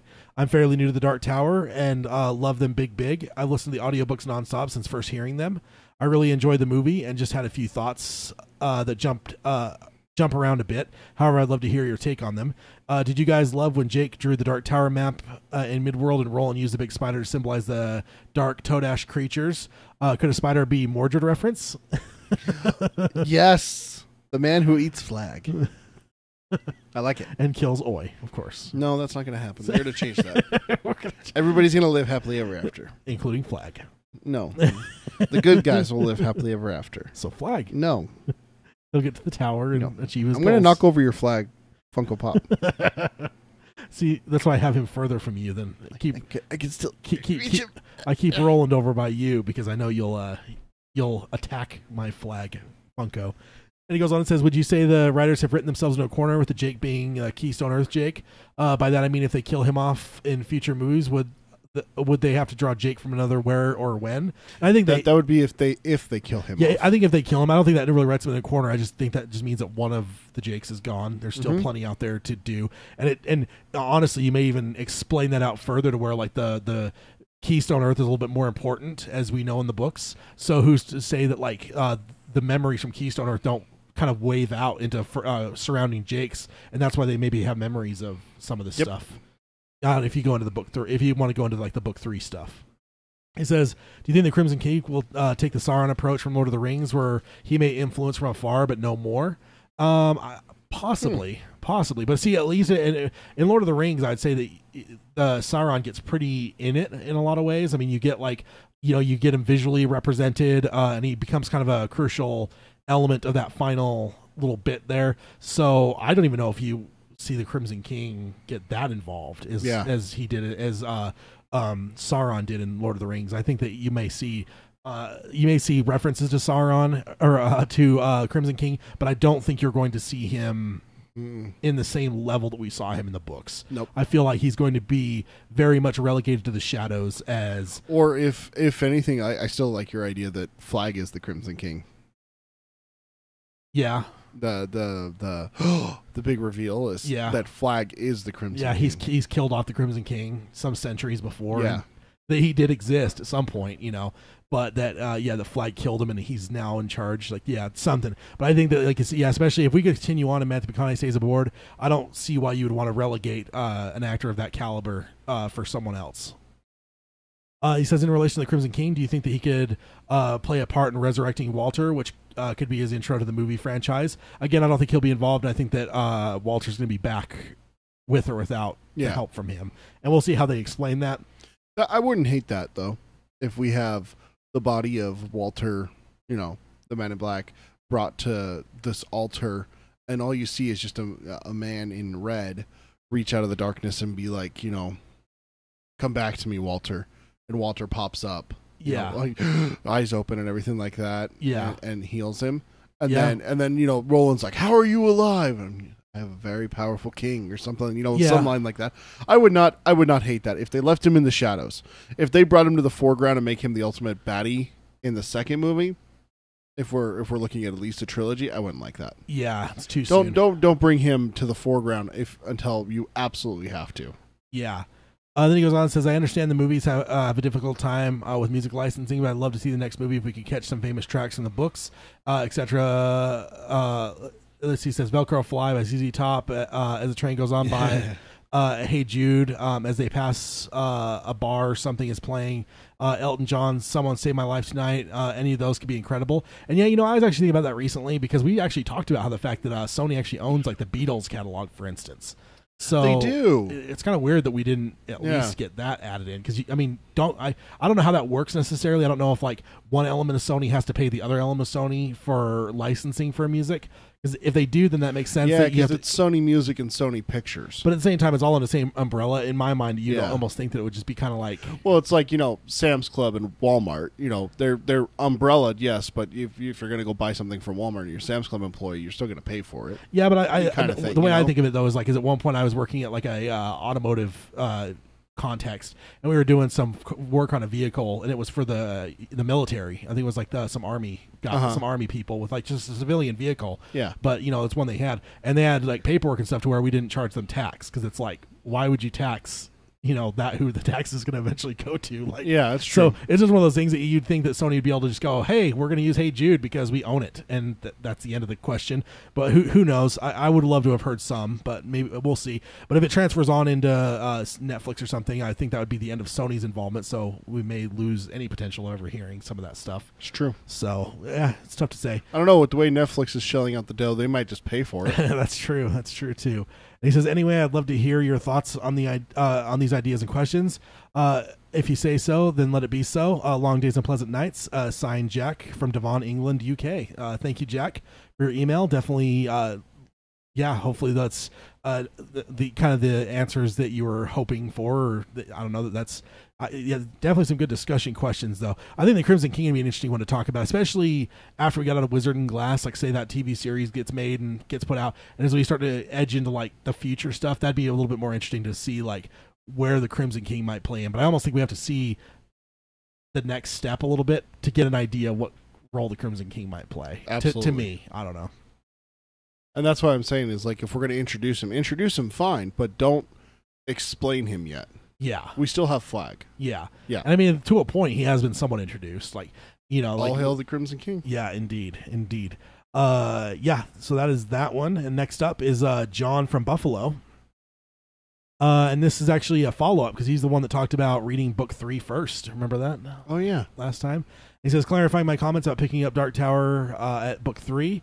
I had read other Stephen King books before picking up The Road to the Tower. I picked up the paperback copy of Wastelands in 1992, and then when I finished the first 2, I had to wait for the 4th one to come out. So that was the question that you were asking, Peter, is you were asking with his timeline, how did it work out, or did he have to wait for the next book? It sounds like he actually did. I think I picked up the 3rd one first, helped out because I actually found the original book very hard to get through. I've reread them many times and always start with 1. So, again, I think you also asked that, like, how does he read them on subsequent rereads? And then he also says, Wizard and Glass is my favorite. Okay. So, that's, So there's his follow-up to us. So thank you, John, for answering some of the questions there, because that's definitely a unique Dark Tower experience, for sure, to pick up book 3. And, I have thought, though, I think it was the last time I was reading through them, I thought about with the arguments that you could easily start someone into like book 2, because with the argument that pretty much synopsizes the first book fairly well, you could easily start someone at book 2. I wonder if I could do that for my wife. Try it with her. Yeah, I mean, especially if she tried the first one, it didn't really do it for her. I think I'm going to do that. Give it a whirl. I mean, that, like I said, that argument section definitely spells out some stuff. So, next up we have Martin from Copenhagen. And he's emailing again. He says, hello, Tad and Peter. Hi. Hi. He says, here comes post-movie greetings from Martin from Copenhagen. Hope you're both doing well and would like to once more thank you for your excellent podcast. Having said that, I would like to discuss the film, which I was finally able to see on the weekend, on the 19th, ironically, as it didn't premiere until now here in Denmark. And he says, I would like to preface this by saying that I hope you will accept my criticisms of the film. I listened to your 2 movie review podcasts, and I almost decided to unsubscribe and not write this email, as I was feeling very emotional about the disappointment that I had witnessed, of what I had just witnessed, and I almost couldn't accept that you're fawning over it so much. And like, honestly, I think the one thing I'd say with clarity here is we're totally okay with like criticism that's like from fans and that like that we know is thought out. I think that because I guess like what the line that gets blurred, I think at times would be is like when we're talking generally about critics, we're not talking about anyone that's critical. I think we're talking about like just film critics. Those people that were writing the articles that I talked about the first couple episodes, because like those people like they don't have any fandom, they don't have anything involved, they don't really know anything about this stuff. They're just looking at it purely from just as a movie, and to me, like I just don't respect it because again, I think there's such an echo chamber and stuff that like so it's generally that just like because I thought about this a little bit later than one of our episodes where it was midweek or something. I started thinking about it. I'm like, I hope people are like understanding what I mean, because if they think when I'm saying critics that I mean anyone that's being critical, they might be taking some of the stuff I'm saying personal. And that's not what I mean. And I'm totally okay. And like, you emailed with us before and stuff, and we totally know that you're a fan and you're, you know what I mean? Your stuff's going to be thought out and stuff. And if you didn't like it, I'm totally okay with hearing why. Totally. Absolutely. And like I was saying, is the big thing is like those people that wrote those reviews that had never invested anything in the Dark Tower at all. And then like even that one that I keep coming back to this one, she tried to read the book, failed, didn't like it, and then decided to watch the movie and review it. I mean, like, there's just no way that she's going to be objective and unbiased going into it. But we know with you, Martin, is that you're a fan of the books. We know that you're going to give us, like Tad said, thought out, not just, oh, it sucked. Yeah. Yeah, indeed. And he does. I have skimmed through. I usually skim through most of these emails. So he goes on and says, you both came off came across a little closed-minded about those that didn't like the movie and were very quick to assume that many critics had made up their minds before the film was even finished. And again, I think that is mostly talking about, again, like the just your average movie critics and stuff. And I still feel that a lot of them kind of had their mind made up, just because, again, with like the reshoots and with like the delays and stuff. If you say a movie's delayed, automatically it drops 2 stars or 2 points or whatever it is for them. It seems like. Yeah. And he says maybe some of those would aim the same argument at you. I don't know. And with that, I would just say that, like, I don't know. I mean, I guess I'm a fan, and I guess like I kept my expectations in check, I think, for the most part. But I mean, I guess the criticism could be aimed at us that we were, you know what I mean? Maybe we were more dispositioned to like it than not. But at the same time, like, I personally had every inclination to accept that I didn't like it if I didn't. I guess I don't know. Like, for me, like, honestly, there was still that fear that first time sitting in the theater. Oh, there was definite fear when I sat there next to you in the theater that Friday, thinking, I'm gonna hate recording this podcast if this movie sucks. Yeah, it's gonna be the only time I've ever recorded this podcast and truly hated it. Yeah, when I have to go on to the Dark Tower Palaver and bash the Dark Tower movie, not bash, you know, like say why I didn't like the Dark Tower movie. Yeah. On Dark Tower Palaver, that's going to be horrible for me. So maybe it is fair to say that, you know, we were inclined to like it a little bit more.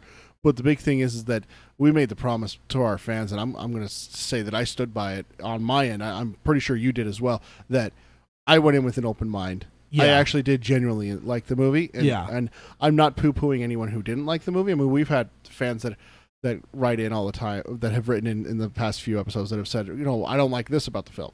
I don't like this about the film. I genuinely didn't like the film. And you know what? It's fine. Yeah. It's fine. And to each their own opinion and everything like that. I'm not, and then, like, I think Tad hit it on the head here with, I think there might be a slight disconnect here, is that we're talking about those film critics where the critical reviews on Dark Tower, and it's there. It's the evidence is there.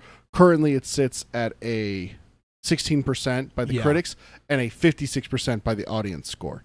Okay, well, I mean, that's the thing. How do we explain 40% difference there? Yeah. That's what we're talking about, is that these critics had these professional, and I'm using air quotes here, film critics.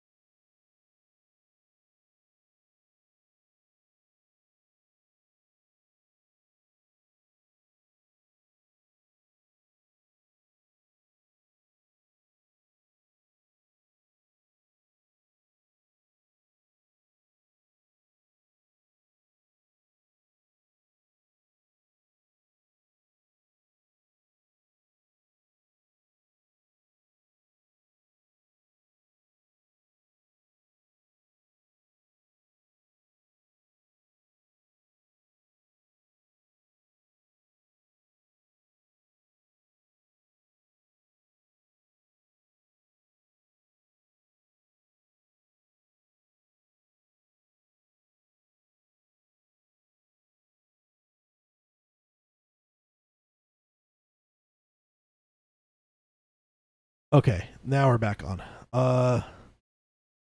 Maybe.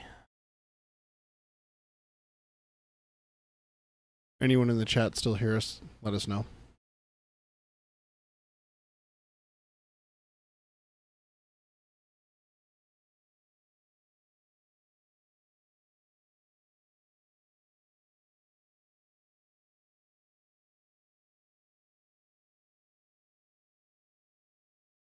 Showing green on this end here. Yeah, it shows that it's working on my phone. Is it? Maybe I'll just try resetting this on this end. Not necessarily the thing, but my screen here. Showing. Okay, we good here. Sorry, guys. It's not showing green on my end, but it is showing live. So.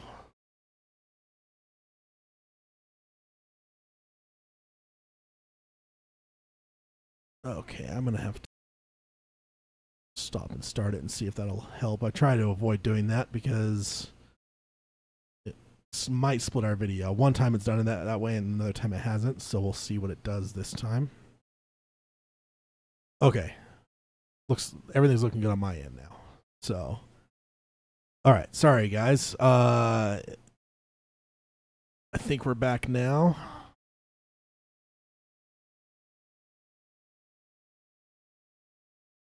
Okay, cool. Looks like we're back. Yeah, but I would say to Martin, just to put an exclamation point on what Peter's saying here, is in my younger days, I was a little bit more closed-minded on things. And I have been in that position, especially when I was like a teenager and stuff, where I was like either actively trying to hate something or like something based on a predisposition. And I've been in that position where I've been like, like almost like doing the mental gymnastics to get myself to that like or dislike. You know what I mean? Like explaining like away problems I had or inserting problems that really probably weren't there, but just doing what I could to get to that position. Yep. And I would say that's where like I would say is like I didn't have to do that for this movie.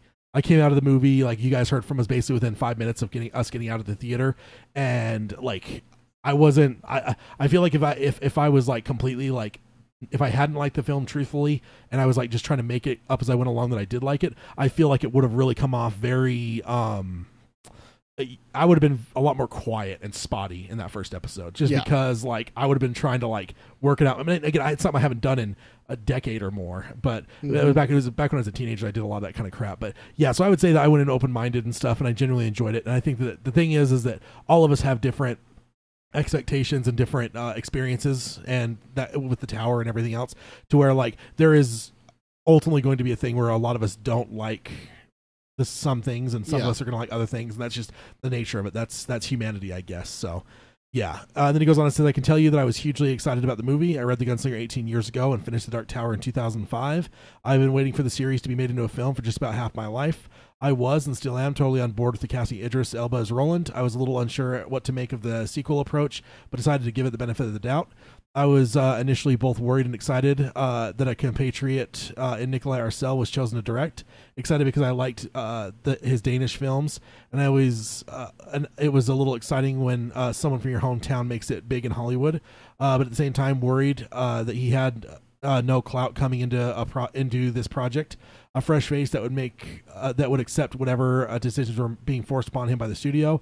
I was also worried that Kivas Goldsman co-wrote the script because some of his credits are downright terrible. And then he says Batman for Robin, for instance. And I would say, at least to be fair, we also have like A Beautiful Mind, for instance, on the other side of that. Like, he's won an Oscar for his writing too. Like, I think everyone loves to just jump on him. And there was like some articles that came out afterwards that tried to like really lay it all on him. And like, I feel it's unfair because it's looking at only one side of his equation. Like, you ignore the fact that he won an Oscar for Beautiful Mind, a fairly well-received movie, right? Just to focus on, like, I mean, you mentioned Batman and Robin, but there's some other ones that people bring up, and like, to me, I feel it's unfair. Like, let's look at everything and decide. I think what his point is that you look at directors and you don't usually see that bad. You see bad, but not necessarily. Batman and Robin is one of the worst films in all time. I mean, it's right up there with Emoji Movie. So, I see his point there with that, with how he worded that, is that, yes, we do have the good, but we also have extreme bad. So it's kind of more like we don't know what we're going to get from him. Yeah, for sure. He's not, like we talked about with Stephen King, he's not the consistent player hitting 20 home runs every year. He's the one that hits 40 home runs. The next year he hits 2. The next year he hits 45. The next year he hits none. That kind of thing. I think that's what he's trying to say here, is that we have to take the bad we have to be cautious with him because look at all the bad he's done. Yeah. So, and he says, however, I decided to shelve those concerns and hope for the best. I was worried by the delays, lack of marketing, but again, I told myself, hey, that doesn't have to mean anything. I did feel like a lot of the signs are pointing to the wrong direction, but I kept my chin up. The moment that got me was a double whammy of the runtime being announced alongside of the non-R rating. I couldn't for the life of me fathom how they were going to tell the story that needed to be told in 95 minutes. Then came the scathing reviews. It was truly disheartening, especially having to wait for an additional 2 weeks because due to the film being having a late release here. One of my oldest friends and fellow Tower junkies have been totally on board with the hype train with me, and we were both quite concerned about the reviews and had no doubts that we would watch it anyway, of course. Finally came the Danish reviews, and they were no better than the American ones. And so the day finally came, and I was not very excited, sadly. I had felt my excitement seep out of me during the previous weeks. And I could totally see that. I think that, like, if I had to stew on those reviews for a few weeks, I think that would have hurt my experience of the movie a lot more. You know what I mean? Because we only had to deal with it for a few days. Like, imagine doing it for a few weeks before you could actually see the movie. Like, that would have sucked. Still thought that it may be good. Low expectations might mean I will be pleasantly surprised. When the movie finished, I almost was shocked at how poor I thought it was. I thought before I get to what I found most troubling. I like to focus on what I actually liked. The opening of the film, the Tech Corporation logo was good. The music of the film began felt epic. Idris Elba, he was quite good. He was a very good fit as Roland. Matthew McConaughey, although I found the depiction of Walter a bit unimaginative at times, and he says in the parentheses, the script, I thought that Matthew McConaughey delivered a very charismatic performance. And he says, I'm struggling to find much more positive to say about it than that. What I found troubling, many of the decisions that I was hoping would pay off just didn't, in my opinion. The film was essentially Jake's movie, and Roland was a supporting character. The movie sparked into life when Roland was there, and I just don't get this choice. I really didn't pay off, in my opinion. As it were, Roland's motives and backstory felt very poorly fleshed out. Also, I think they severely messed up regarding introducing Roland. Instead of an introduction which felt important, we get a dream sequence from Jake where Roland squares off against the Man in Black alongside his father. We don't understand what's happening. Who are these people? Where are they? So that's the end of that thought there, and I could totally see that. I like we talked earlier about the introduction to Roland. As a matter of fact, somehow that kind of slipped by the first few shows. Yeah, but we're getting to this time now. Two different people mentioned it, but I totally agree. It is kind of a weird intro for him. And it did. I think I even struck me a few times where I'm like, oh, that's kind of a weird way to introduce him. Like Jake going to bed and go, no more dreams tonight, and then like Roland instantly to that, like yeah. And he says, similarly, the decision to make a new go-around in the Wheel of Ka could have worked, I think. But I think they made some pretty aggravating choices. For instance, the whole magic versus science thing. The portals are all science-y. And while this does fall in line with what we've been introduced to in later books, this fails here. Because when Roland first stumbles upon the doors in Drawing the Three, they're magic to him. He is astounded, and we are learning about these magic elements and the alternate world alongside Roland. In the movie, it's just business as usual. Portals here, portals there, worlds here, worlds there. It felt very generic sci-fi mumbo-jumbo. It also made so many other elements feel less gravitas, like the fish out of water bits. He seemed to know all about Keystone Earth, so it just seemed less important, remarkable that he is having Coke for the first time. And I could definitely see what you're saying there, in terms of just like there didn't feel anything special about portals necessarily. Like the fact that Roland knew about them, you know what I mean? Like if he hadn't, and the Manny are the one that introduced the concept to him, that may have been because then at least somewhat mirrors what we had in the movies a little, or the books a little bit. So I can totally see that. I can kind of get you there, and maybe you kind of you lose some of the mystique of what we had in the books if you have it too normal to where portals are everywhere, and that he knows about Keystone Earth. Like the Keystone Earth is called Keystone Earth by them is kind of weird. Like versus like when do we actually even hear that phrase in the books for the first time? Book 5. Yeah, I think so. Because it's when they go Todash. Eddie says that I think what happens on this Earth, it's almost like it's he doesn't say Keystone Earth, but he says that what happens there can't be fixed. We can't go back. Time's linear there. Yeah, and everything. Yeah. And he says the runtime. His next thing, he says the runtime. The movie felt superficial, in my opinion. They were trying to introduce the whole world with a short runtime, and it meant they couldn't dwell on nearly anything. I was with my friend I mentioned, but also another friend who had never read the books. And when we left, he was like, yeah, that wasn't too bad, but I don't really get that much about what's going on. And yeah, I think that's a potential for sure, because there is a lot. Yeah, I think overall, I think the runtime is probably the biggest bane of everyone's existence. I think so many of the problems that a lot of us had, whether we liked it or didn't like it, I think we all still had issues with it one way or another. And I think the runtime is probably one of the biggest things. Like if this is a 2.5 hour movie, I think it really could have solved a lot of issues. Yeah, I know that. I know that when we came out, my first thing was I wish they would have spent more time with Jake and Earth before he gets recruited. Let him play a little bit in that world. Let's understand who Jake is going through is my big thing. Is like we can find out who Jake is later on when he meets the gunslinger. We can learn about his character then, but for him and what he's going through now, his struggles and everything like that, we get 2 scenes with him before all of a sudden he's dreaming about Roland. Yeah, totally. So I think the runtime is probably to me the crux of it all. But again, I know that kind of goes hand in hand with the budget, because you can't do a 2.5 hour movie on a $60 million budget that has special effects like we had in this movie. Yeah. So I get why they did it, but I do feel that like that's kind of like those two things. Pair those two things together, that's your biggest problem. If you can get over that. If you can get a little bit of a bigger budget and a little bit of longer runtime, I think you'd have a movie that more of us would have been a lot more. I think a lot of our problems would have been resolved, and probably a lot of us would have liked it more. Maybe may go from a 7 out of 10 to a 8 or 9 out of 10 if it, potentially. And he says the attempt at creating a conflict and tension that didn't make sense. Roland is bent on revenge. He wants to kill Walter. Jake knows Walter is trying to bring down the tower. Roland knows this. The filmmaker attempts to make it a point of tension that Jake can't convince Roland to help him save the tower by stopping Walter because Roland is obsessed by stopping Walter. It amounts to the same. I guess I can kind of see what he's saying there because, Jake could just be like, oh, okay, I'll go along with the revenge with you because Jake knows that Walter's going to take the tower down. So he could just use Roland to be like, oh, yeah, let's get your revenge. Well, that goes along with what we're talking about is that the only location that's attacking the tower? No, but for the sake of this movie, it is, yeah. though.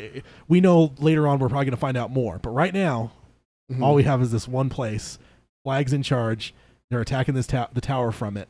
So I guess except he comes from somewhere else at the start of the movie. Yeah. So I mean, it's easy to see where there would be more than one location and everything like that. So it's not about the tower. It's not about his vengeance. If you go to Agosiento and Flag's not there, are you going to go away and leave it standing? That's where I would come to a point. Okay, so if they're hunting Flag and Flag realizes that, well, he's just going to go away from his installations and let the beams, the tower be destroyed. Yeah. That's my point there is that, yes, but also, is Jake a little bit more honorable than Roland in this? Because he knows what he should be doing. Yeah. And that's where the crux of that is, hey, you know what you're supposed to be doing and you're not doing it. Yeah. And I think that, I get what he's saying, though, is that it feels like some conflict that we have in the movie feels like there really shouldn't have been conflict because he's trying to stop Roland from going after revenge to help the tower. But helping the tower is best achieved through killing Flag. So no, because they still would have been attacking the tower without Flag. Yeah, but if Flag was killed in Kansas, but it felt mostly about kind of almost a semantics argument that it's because Jake knows that Flag is probably one of the bigger threats. I mean, yeah, maybe you could still need to stop the breakers at Algociento, but the biggest thing is stop Flag. So it just feels okay, so I don't know, maybe even the rooftop. It's so my mom died so you could have your revenge basically. But it's at the same time that could potentially, I don't know. It's interesting. And that is one of those things again that also could have been fleshed out maybe and made a little bit more clear because some of these things could just potentially be, they're not stretched enough. Right. And if they had been stretched out a little bit more. It's the same thing with less abridged. It's the same thing that both of the arguments side here, what Martin's saying, what you're saying and what I'm saying, both of them go away if we stretch it out. Yeah. It's either one way or the other. Either they didn't think this through, and you guys are absolutely right, or they did think this through. There are other locations, but they just abridged the hell out of it. Killing Flag doesn't do anything to stop the tower from being destroyed. Yeah. It's one or the other. The only problem is that's probably what's sitting on the editing room floor right now. Yeah, or the script editing or floor. the script, or one of the 10 points that Nikolai brought to them, and they said no. That's the stuff that drives me crazy when I get into not knowing, getting into looking at filmmaking. And realizing that there's times that shit's cut at a script level because it's now you don't have storyboards, you don't even have pages of script that because eventually scripts might get leaked. Sometimes even unused scripts get released. So it's just but if something gets chopped in the earliest stages of where it's maybe even when you're just outlining it and you just chop it out of the outline, now there's no way that we're ever going to know that, and that always drives me crazy because at least a deleted scene, it's going to show up on a DVD eventually. If it's just something that was even just storyboarded out, it might even be a special feature where you push play and the little storyboard shows on your screen. And you get some ideas of it. But if it's cut at the script level, you're screwed. Yeah. Then he goes on and says, Walter using telekinesis, it was a bit too much for me. The conflict between Roland and the Men in Black was never about flashy fight scenes. Walter doesn't fight in the traditional sense. He toys with Roland. Something that was somewhat realized in the gun shop scene. He could elude him. He doesn't shoot back Roland's bullets with telekinetic power. I just found an incredibly unimaginative and made the movie come off as generic. This is where the sorcerer does in a young adult Marvel centric movie world. And I almost think imagine if they had played that last scene off more like the gun shop scene, and it was just kept fucking with his mind. You know what I mean? And I don't know. And then even have it come down to where he's doing it all from the other side to where Roland maybe even still eventually maybe even make it work crescendos with Jake opening the portal for Roland to take the shot.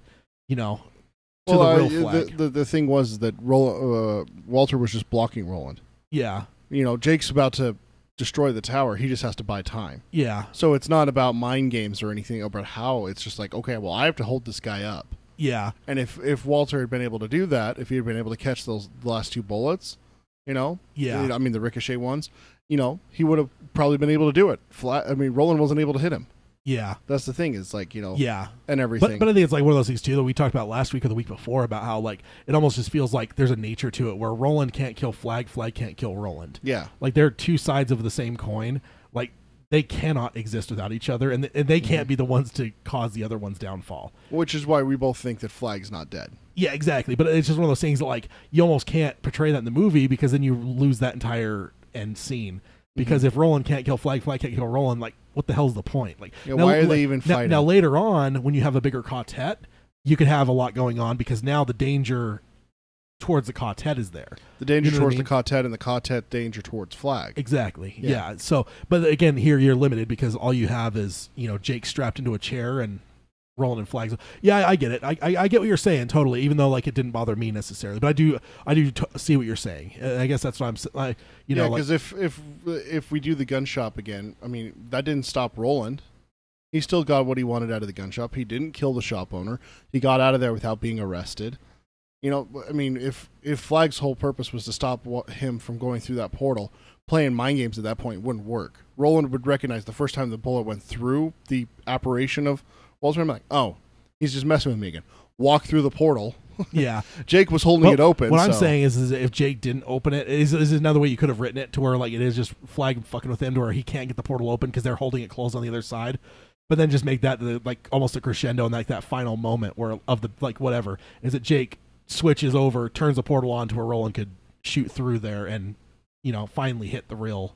Yeah, I don't know. It's just I'm just saying that is a potential alternate of how you could have done it if you just did. Yeah. I don't know. It just like especially early in the books, like I love like the Palaver. I don't know why I went back and read that recently. The Palaver at the Golgotha. Yeah. And it's just one of those things like, you know, shoots 12 shots at him. How many hit him? None. Tries to dive at him across the fire. What happens? Nothing. Like, he ends up back on his side. It's just there's just some kind of like element there where it's just like it's not going to happen. The only time that changes that is at the Oz thing. Mm-hmm. Because you kind of get a sense that Flag is somewhat surprised and disappears. So it's like, well, isn't it someone else shooting at him, not just Roland? Is it both of them? I was going to say, isn't it Eddie and him that shoot at Flag, and that's when he's like, "Oh crap!" Possibly. It's been a minute, but yeah, potentially. And then he goes on and says, Walter dying? What the hell? I mean, I guess he's not dead, he says in parentheses. But Roland shoots Walter dead. Just felt like such a devaluation of Walter's character. He's his ageless antagonist, and Roland shoots him dead after 95 minutes. I know that Walter's literary ending is also rather ignominious. But for the moment, he's supposed to feel larger than that, in my opinion. I also think that he isn't dead. Then it also cheapens this climax a little bit, doesn't it? Feels like they backed themselves into a corner, and I can kind of see that, yeah. Because now we talked a little bit about that earlier. Once it comes into the next movie, now you've kind of devalued because like this, it's supposed to have been dead. Whereas like Vader, you leave some ambiguity there, like he's probably not dead. So now like suddenly Roland's accomplishment at the end of this film isn't. See, that's there. where I think that was it Steve that said it, or one of the other emailers said, you know, maybe this is how you introduce the Crimson King and introduce the bigger bad into the series, is that, you know, he brings back Roland. Brings back Flag. You know, Roland did kill him. Yeah. But he's not dead now. Yeah. He's brought back. Which I could see. I could see that being not a cop out for the first movie's, you know, triumphant. Roland got him, you know. But the Crimson King brought him back. Yeah. Kind of thing. And it would be interesting. It really would be interesting to see. See the Crimson King go jumping across his body.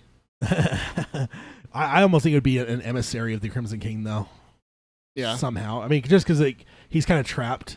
So it's like, but he's got plenty of people that do his bidding. That's true. You know, so like. Someone comes and finds Walter's body, takes it somewhere where you have like maybe almost like a Eye of Sauron kind of thing where you like the Crimson King can watch him through a portal or something like that, or through a door to appease everyone who's missing doors in this. Where he can watch Flag be brought back. Yeah, I mean, you could do any number of things. Yeah. Even make it to where you have like someone that feels like they're of some consequence and they get to Flag, you know, they're there and all that, and then like they're like getting some sort of like connection to the Crimson King. It's like, oh, now what? And then you hear die, and then like the guy's throat explodes and his blood is what brings. I mean, you could do any number of things where like the dude thinks he's actually important and doing something. But then like, no, all he needs is for your sacrifice to bring him back. I mean, you can do any number of fun little things like that. I don't know. And then he goes on and says, the ending and the consequences of it left me completely bemused and aggravated. Roland is dead. Walter's like, I could use you to Jake. Use him for what? Are you going to roam mid-world like the Lone Ranger going on adventures? I felt like such a betrayal of the source material to me. I don't feel like the movie offered anything in this regard. And I think this goes back to what we discussed earlier, that I don't think they were clear enough that I feel like he's back on the path of the tower. But I feel like they kept that so ambiguous, subtextual that I think a lot of people are missing it, and maybe it's not even there. Maybe I'm just adding it in as a book fan and just going, well, this is kind of, and we've been saying it for how long? That's probably what's going to happen. Ever since they first said that Roland's kind of a broken man and he's not after the tower anymore, we were kind of guessing, well, guess what? By the end of the movie, that's going to be his character arc. By the end, he's going to be back on the tower. So maybe we're just expecting that so much that we kind of read that into that scene a little bit, but we'll see. I think it's up to the next filmmaker ultimately, because it's like J.J. Abrams with Episode 7. There's decisions he didn't make now that are being Rian Johnson's going to answer in the new movie. So whatever filmmaker takes over, be it another Netflix series, season 2 that takes place with Drawing of the Three, or whether it's another movie, that person that's in charge of that is going to make some of these decisions because they're kind of ambiguous right now. Yeah. And he goes on and says, what is going to happen now? The tower is saved from Walter, apparently. The tone of this ending also felt way too chipper, in my opinion. Made it feel like an action, adventure, happy-go-lucky thing.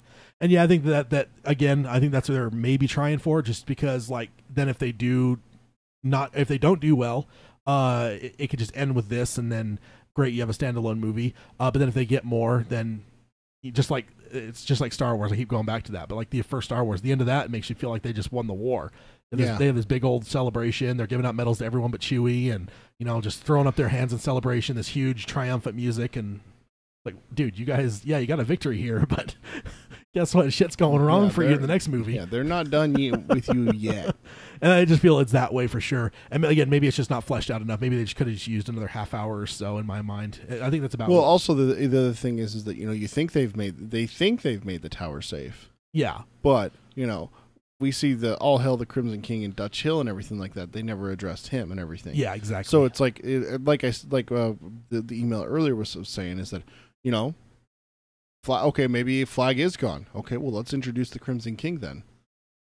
Yeah. If that was his plan all along and everything like that, Yeah. we still have danger out there. Well, Flags can't be gone, sir. Flag is eternal. And then Cody in the chat says, I just wanted Jake to start randomly, or to suddenly open doors. That would have been funny. Yeah. That would have been a good little throw into us. Although that would have made him look kind of weird. And to people that didn't know, they're like, the hell does this kid keep opening doors for? Well, and then like certain doors he'd open repeatedly. It's like, is he like OCD or something? Like, 1, 2, 3, 4, 5. 1, 2, 3, 4, 5.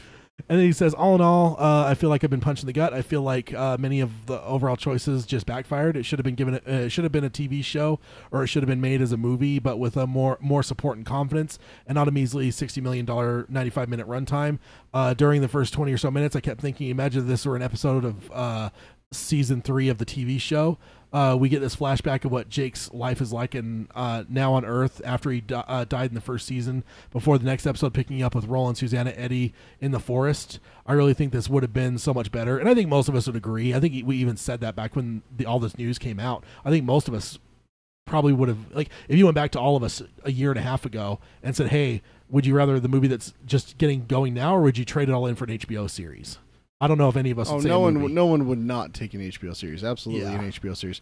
The only argument is what you said earlier, is we want to see Roland on the big screen. Which and again, and that's not even necessarily may not be fully justified, because like it may be worth just foregoing the fact that we don't see it on the big, like Game of Thrones, like one of the greatest things on television right now, but we'll never see anything on the big screen. There was rumors at one point that like they would do the final thing be like a 3-hour movie and put it out in theaters and stuff, but that didn't materialize. So it's like you'll never see some of those things. I mean, there's watch parties and everything like that where you can go watch it at a movie theater and everything. That's just not. Yeah, it's not the same. It's not the same. It's a TV show put on the movie theater. Overall, I totally agree with you, and I think almost everyone mentions it, that the TV is probably the better way to go. And I think I agree, but that might also be because we're in the golden age of television right now. Hollywood's at an all-time low. This is the lowest box office scored year in like 20 or 30 years in Hollywood Hollywood right now. They're just absolutely floundering in some ways. If it wasn't for a few few movies are holding almost everything up right now. Yeah. And whereas like on television, man, you've got it's a golden age, man. Everything that comes out, it seems like, is good.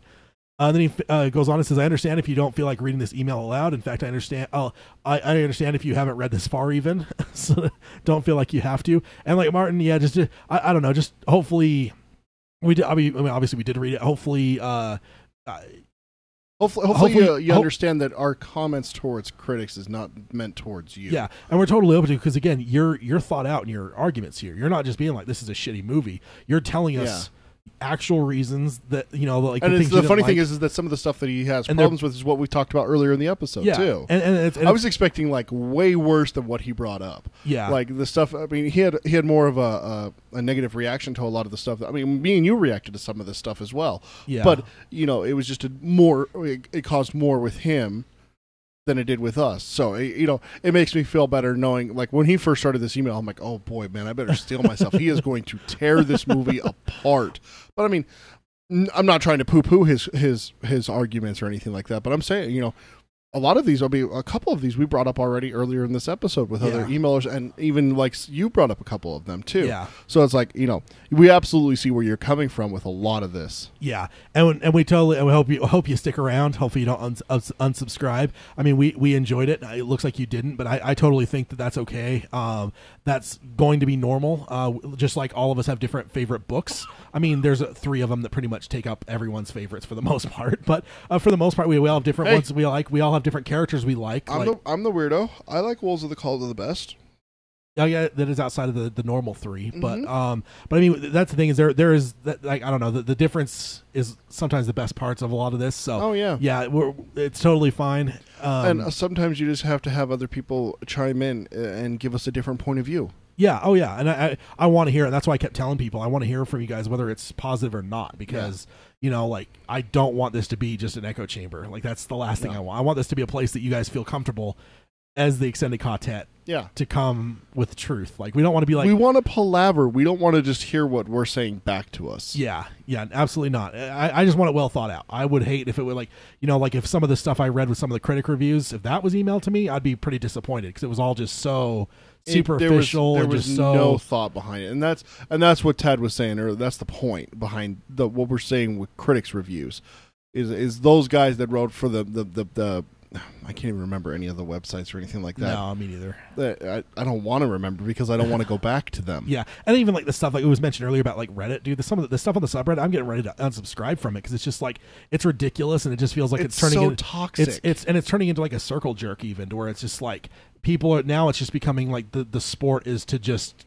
How bad can you shit on the movie? Yeah, and that to me is not interesting at all, because like, to me, one, that's not a welcoming environment for those that did enjoy it, which is why on the flip side, I want to make sure that this is a safe environment for people that didn't enjoy it, because that's what this is all about. As long as you guys have a well thought out thing, and it's not just like a 2-line email where you just say, hi, my name is so and so from place X, and the movie fucking sucked, and then sign off. Like, no, I probably won't read that, because that's not even discussion. And that's the thing that Ted was starting to allude to with the Reddit. You can't discuss with them. Like, who was it that said it earlier that he's getting ready to leave Reddit as well? Where you go on there and you say, hey, I actually liked the movie. I actually liked what they did with Jake and stuff like that. I really liked his performance. Man, the negative comments you'd get voted down and everything like that. Yeah, we're not doing that here. No, absolutely not. So we're totally. I'm glad you sent the email and stuff. I'll finish up with he has here. It says, I also hope you don't hold my disappointment against me. So hopefully we just answered that for you. Yeah. I don't want to tell anyone how to feel about anything. And if you truly don't see these things I've described as an issue, then power to you. I hope against hope that we'll get more Dark Tower content, but I doubt very much that they will continue down this road anytime soon, as the box office results seem quite poor to mediocre. I apologize for the length of the email, and that's the last thing this is palaver. We never apologize for lengths. I know everyone does, but it always makes me laugh. And it always makes me laugh too, the ones that are like shorter, and they're like, I know, there's one that's like a third length of Martin's, and he's like, I'm sorry it's so long. It's like, dude, have you listened to our show? Martin, man. Yeah, and he says, and for my ramblings, and he signs off, long days and pleasant nights. And me, you have twice the number, Martin. Yes, and he actually also sent another small little snippet here, and I think we'll end after this one. And wait. Woo, Lou's off work. See you, Lou. All right, yeah, is he taking off? Yeah. Oh, thanks, Lou. Yeah, cool. Have a good one, Lou. May you have twice the number, and definitely appreciate you. And we'll definitely have to have you on again sometime to talk about some of this stuff, and be it book stuff or movie stuff or all of it or just anything. I don't know. Then he says addendum to my previous email.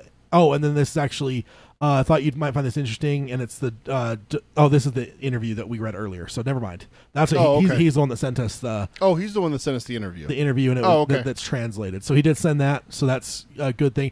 I just took that out of context because I felt like it went better with our conversation we were having earlier. But yeah, it looks like, honestly, I think we're just about that point. We have a couple more emails, but I think that, honestly... we only have like 2 left. I think that'll be good to have for next time, and which will be in a couple weeks again, 2 weeks from this today, weekend, roughly. Yeah, from this weekend. Sometime. Not next weekend, but the weekend after, we'll be recording again. We'll be back, and we're not done with the movie discussion at all. I know there's still some people that have tweeted that said they were going to see it this weekend. So you guys, I still want your guys' emails, because this movie discussion doesn't end now. This is just the end of our wall-to-wall coverage of, like, we're doing extra episodes to talk about this stuff. It's the end of that, but it isn't the end of the talking about the movie. I'm sure we'll be talking about this for some time now, but we will start to see some more books and comic book stuff roped back in. I do want to talk to some people like Robin Firth and Bev Vincent to see if we can get them on the show. Just some different people to talk about just some different things. Dark Tower. I have also been really thinking about getting the Dark Tower comims and get those. We also have to get back to our book club too. We have to get back to our book club sometime in September. Yeah, Eddie Dean, man, he's waiting. He's waiting. So yeah, that's what we'll do. Tutor fish. Yeah, indeed. So yeah, that's what we'll do is we'll come back next episode, and I know this is going to sound silly to those of us who've been here a while, but we'll say next time back for a round table, and then we'll just pencil it in. The time after that, let's do a book club. Drawing of the 3. Get back to it. Get back on that. About time. Get back on that airplane. I know, like, the movie was just right to, like, mess this all up to where Peter gets introduced to Eddie and then gets pulled away for months and months. So let's go ahead and close up shop real quick, and we will, first of all, say subscribe to us on iTunes.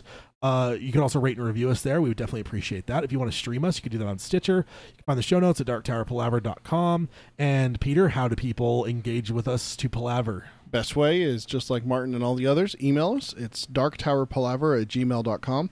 You can also find us on Facebook for discussions and posts and funny pictures that we post there. Facebook.com/darktowerpalaver. You can also follow us on the Twitter. It's the best way to communicate with Tad directly. It's @DarkTowerPod. That's @DarkTowerPod. If you want to follow along and watch the live stream, or if you want to watch the YouTube video with the visuals that I see when Tad puts them up here on the screen, go to youtube.com/DarkTowerPalaver. Yes, indeed. So yeah, guys, thanks for joining us, and we'll see you next time as we talk about some movie stuff, and maybe we'll start roping in some of the more of the book stuff too. And yeah, we'll be back in a couple weeks, and until then, we sign off as we always do and say long days and pleasant nights. Long days and pleasant nights, folks. All right, guys that are here in the chat, thanks for joining us. If you guys are still here, it looks like a few people have signed off, but definitely good to have you guys with us. It's always great to have you guys with us. Glad we could help some of you guys get through the end of your work days a little bit quicker, maybe, as you guys listen to the show. Cody really wants us to get Robin and Bev on. Yeah, I've been wanting to get them on for a while. It's just definitely kind of my bad, totally, that we haven't done that yet. I think they're awesome people, and I'd love to talk to both of them. And yeah, I would definitely want to do that. And I don't know, I'm still not even closed off to the idea of we can get some people from the movie, even if they want to talk about it. So, yeah, in book club. So let's get Nikolai. Get the truth. Yeah, I don't think get the truth. I think once he'd be like, oh, somebody wants an interview. Oh, Dark Tower. Nope. Yeah, nope. All right, guys. What's the name of the show? Dark Tower Palaver? Nope. Nope. Yeah, indeed. So thanks for joining us here and on YouTube, guys. It's always fun, and like I said, just generally just keep an eye on our social media, and we'll let you guys know when we're streaming live. Try to give you guys somewhat of an advance notice, but generally it's going to be somewhere between Friday and Sunday, and we'll try to tweet it out a few days in advance, let you guys know. So keep an eye on it. Not a week, 2 weeks from now. But you should have at least an idea of when we're recording again. Yep. So join us again next time. Be ready to chat with us and give us plenty of emojis. No. No, bad Tad. All right, guys. You guys are awesome. Thanks, guys. Bye.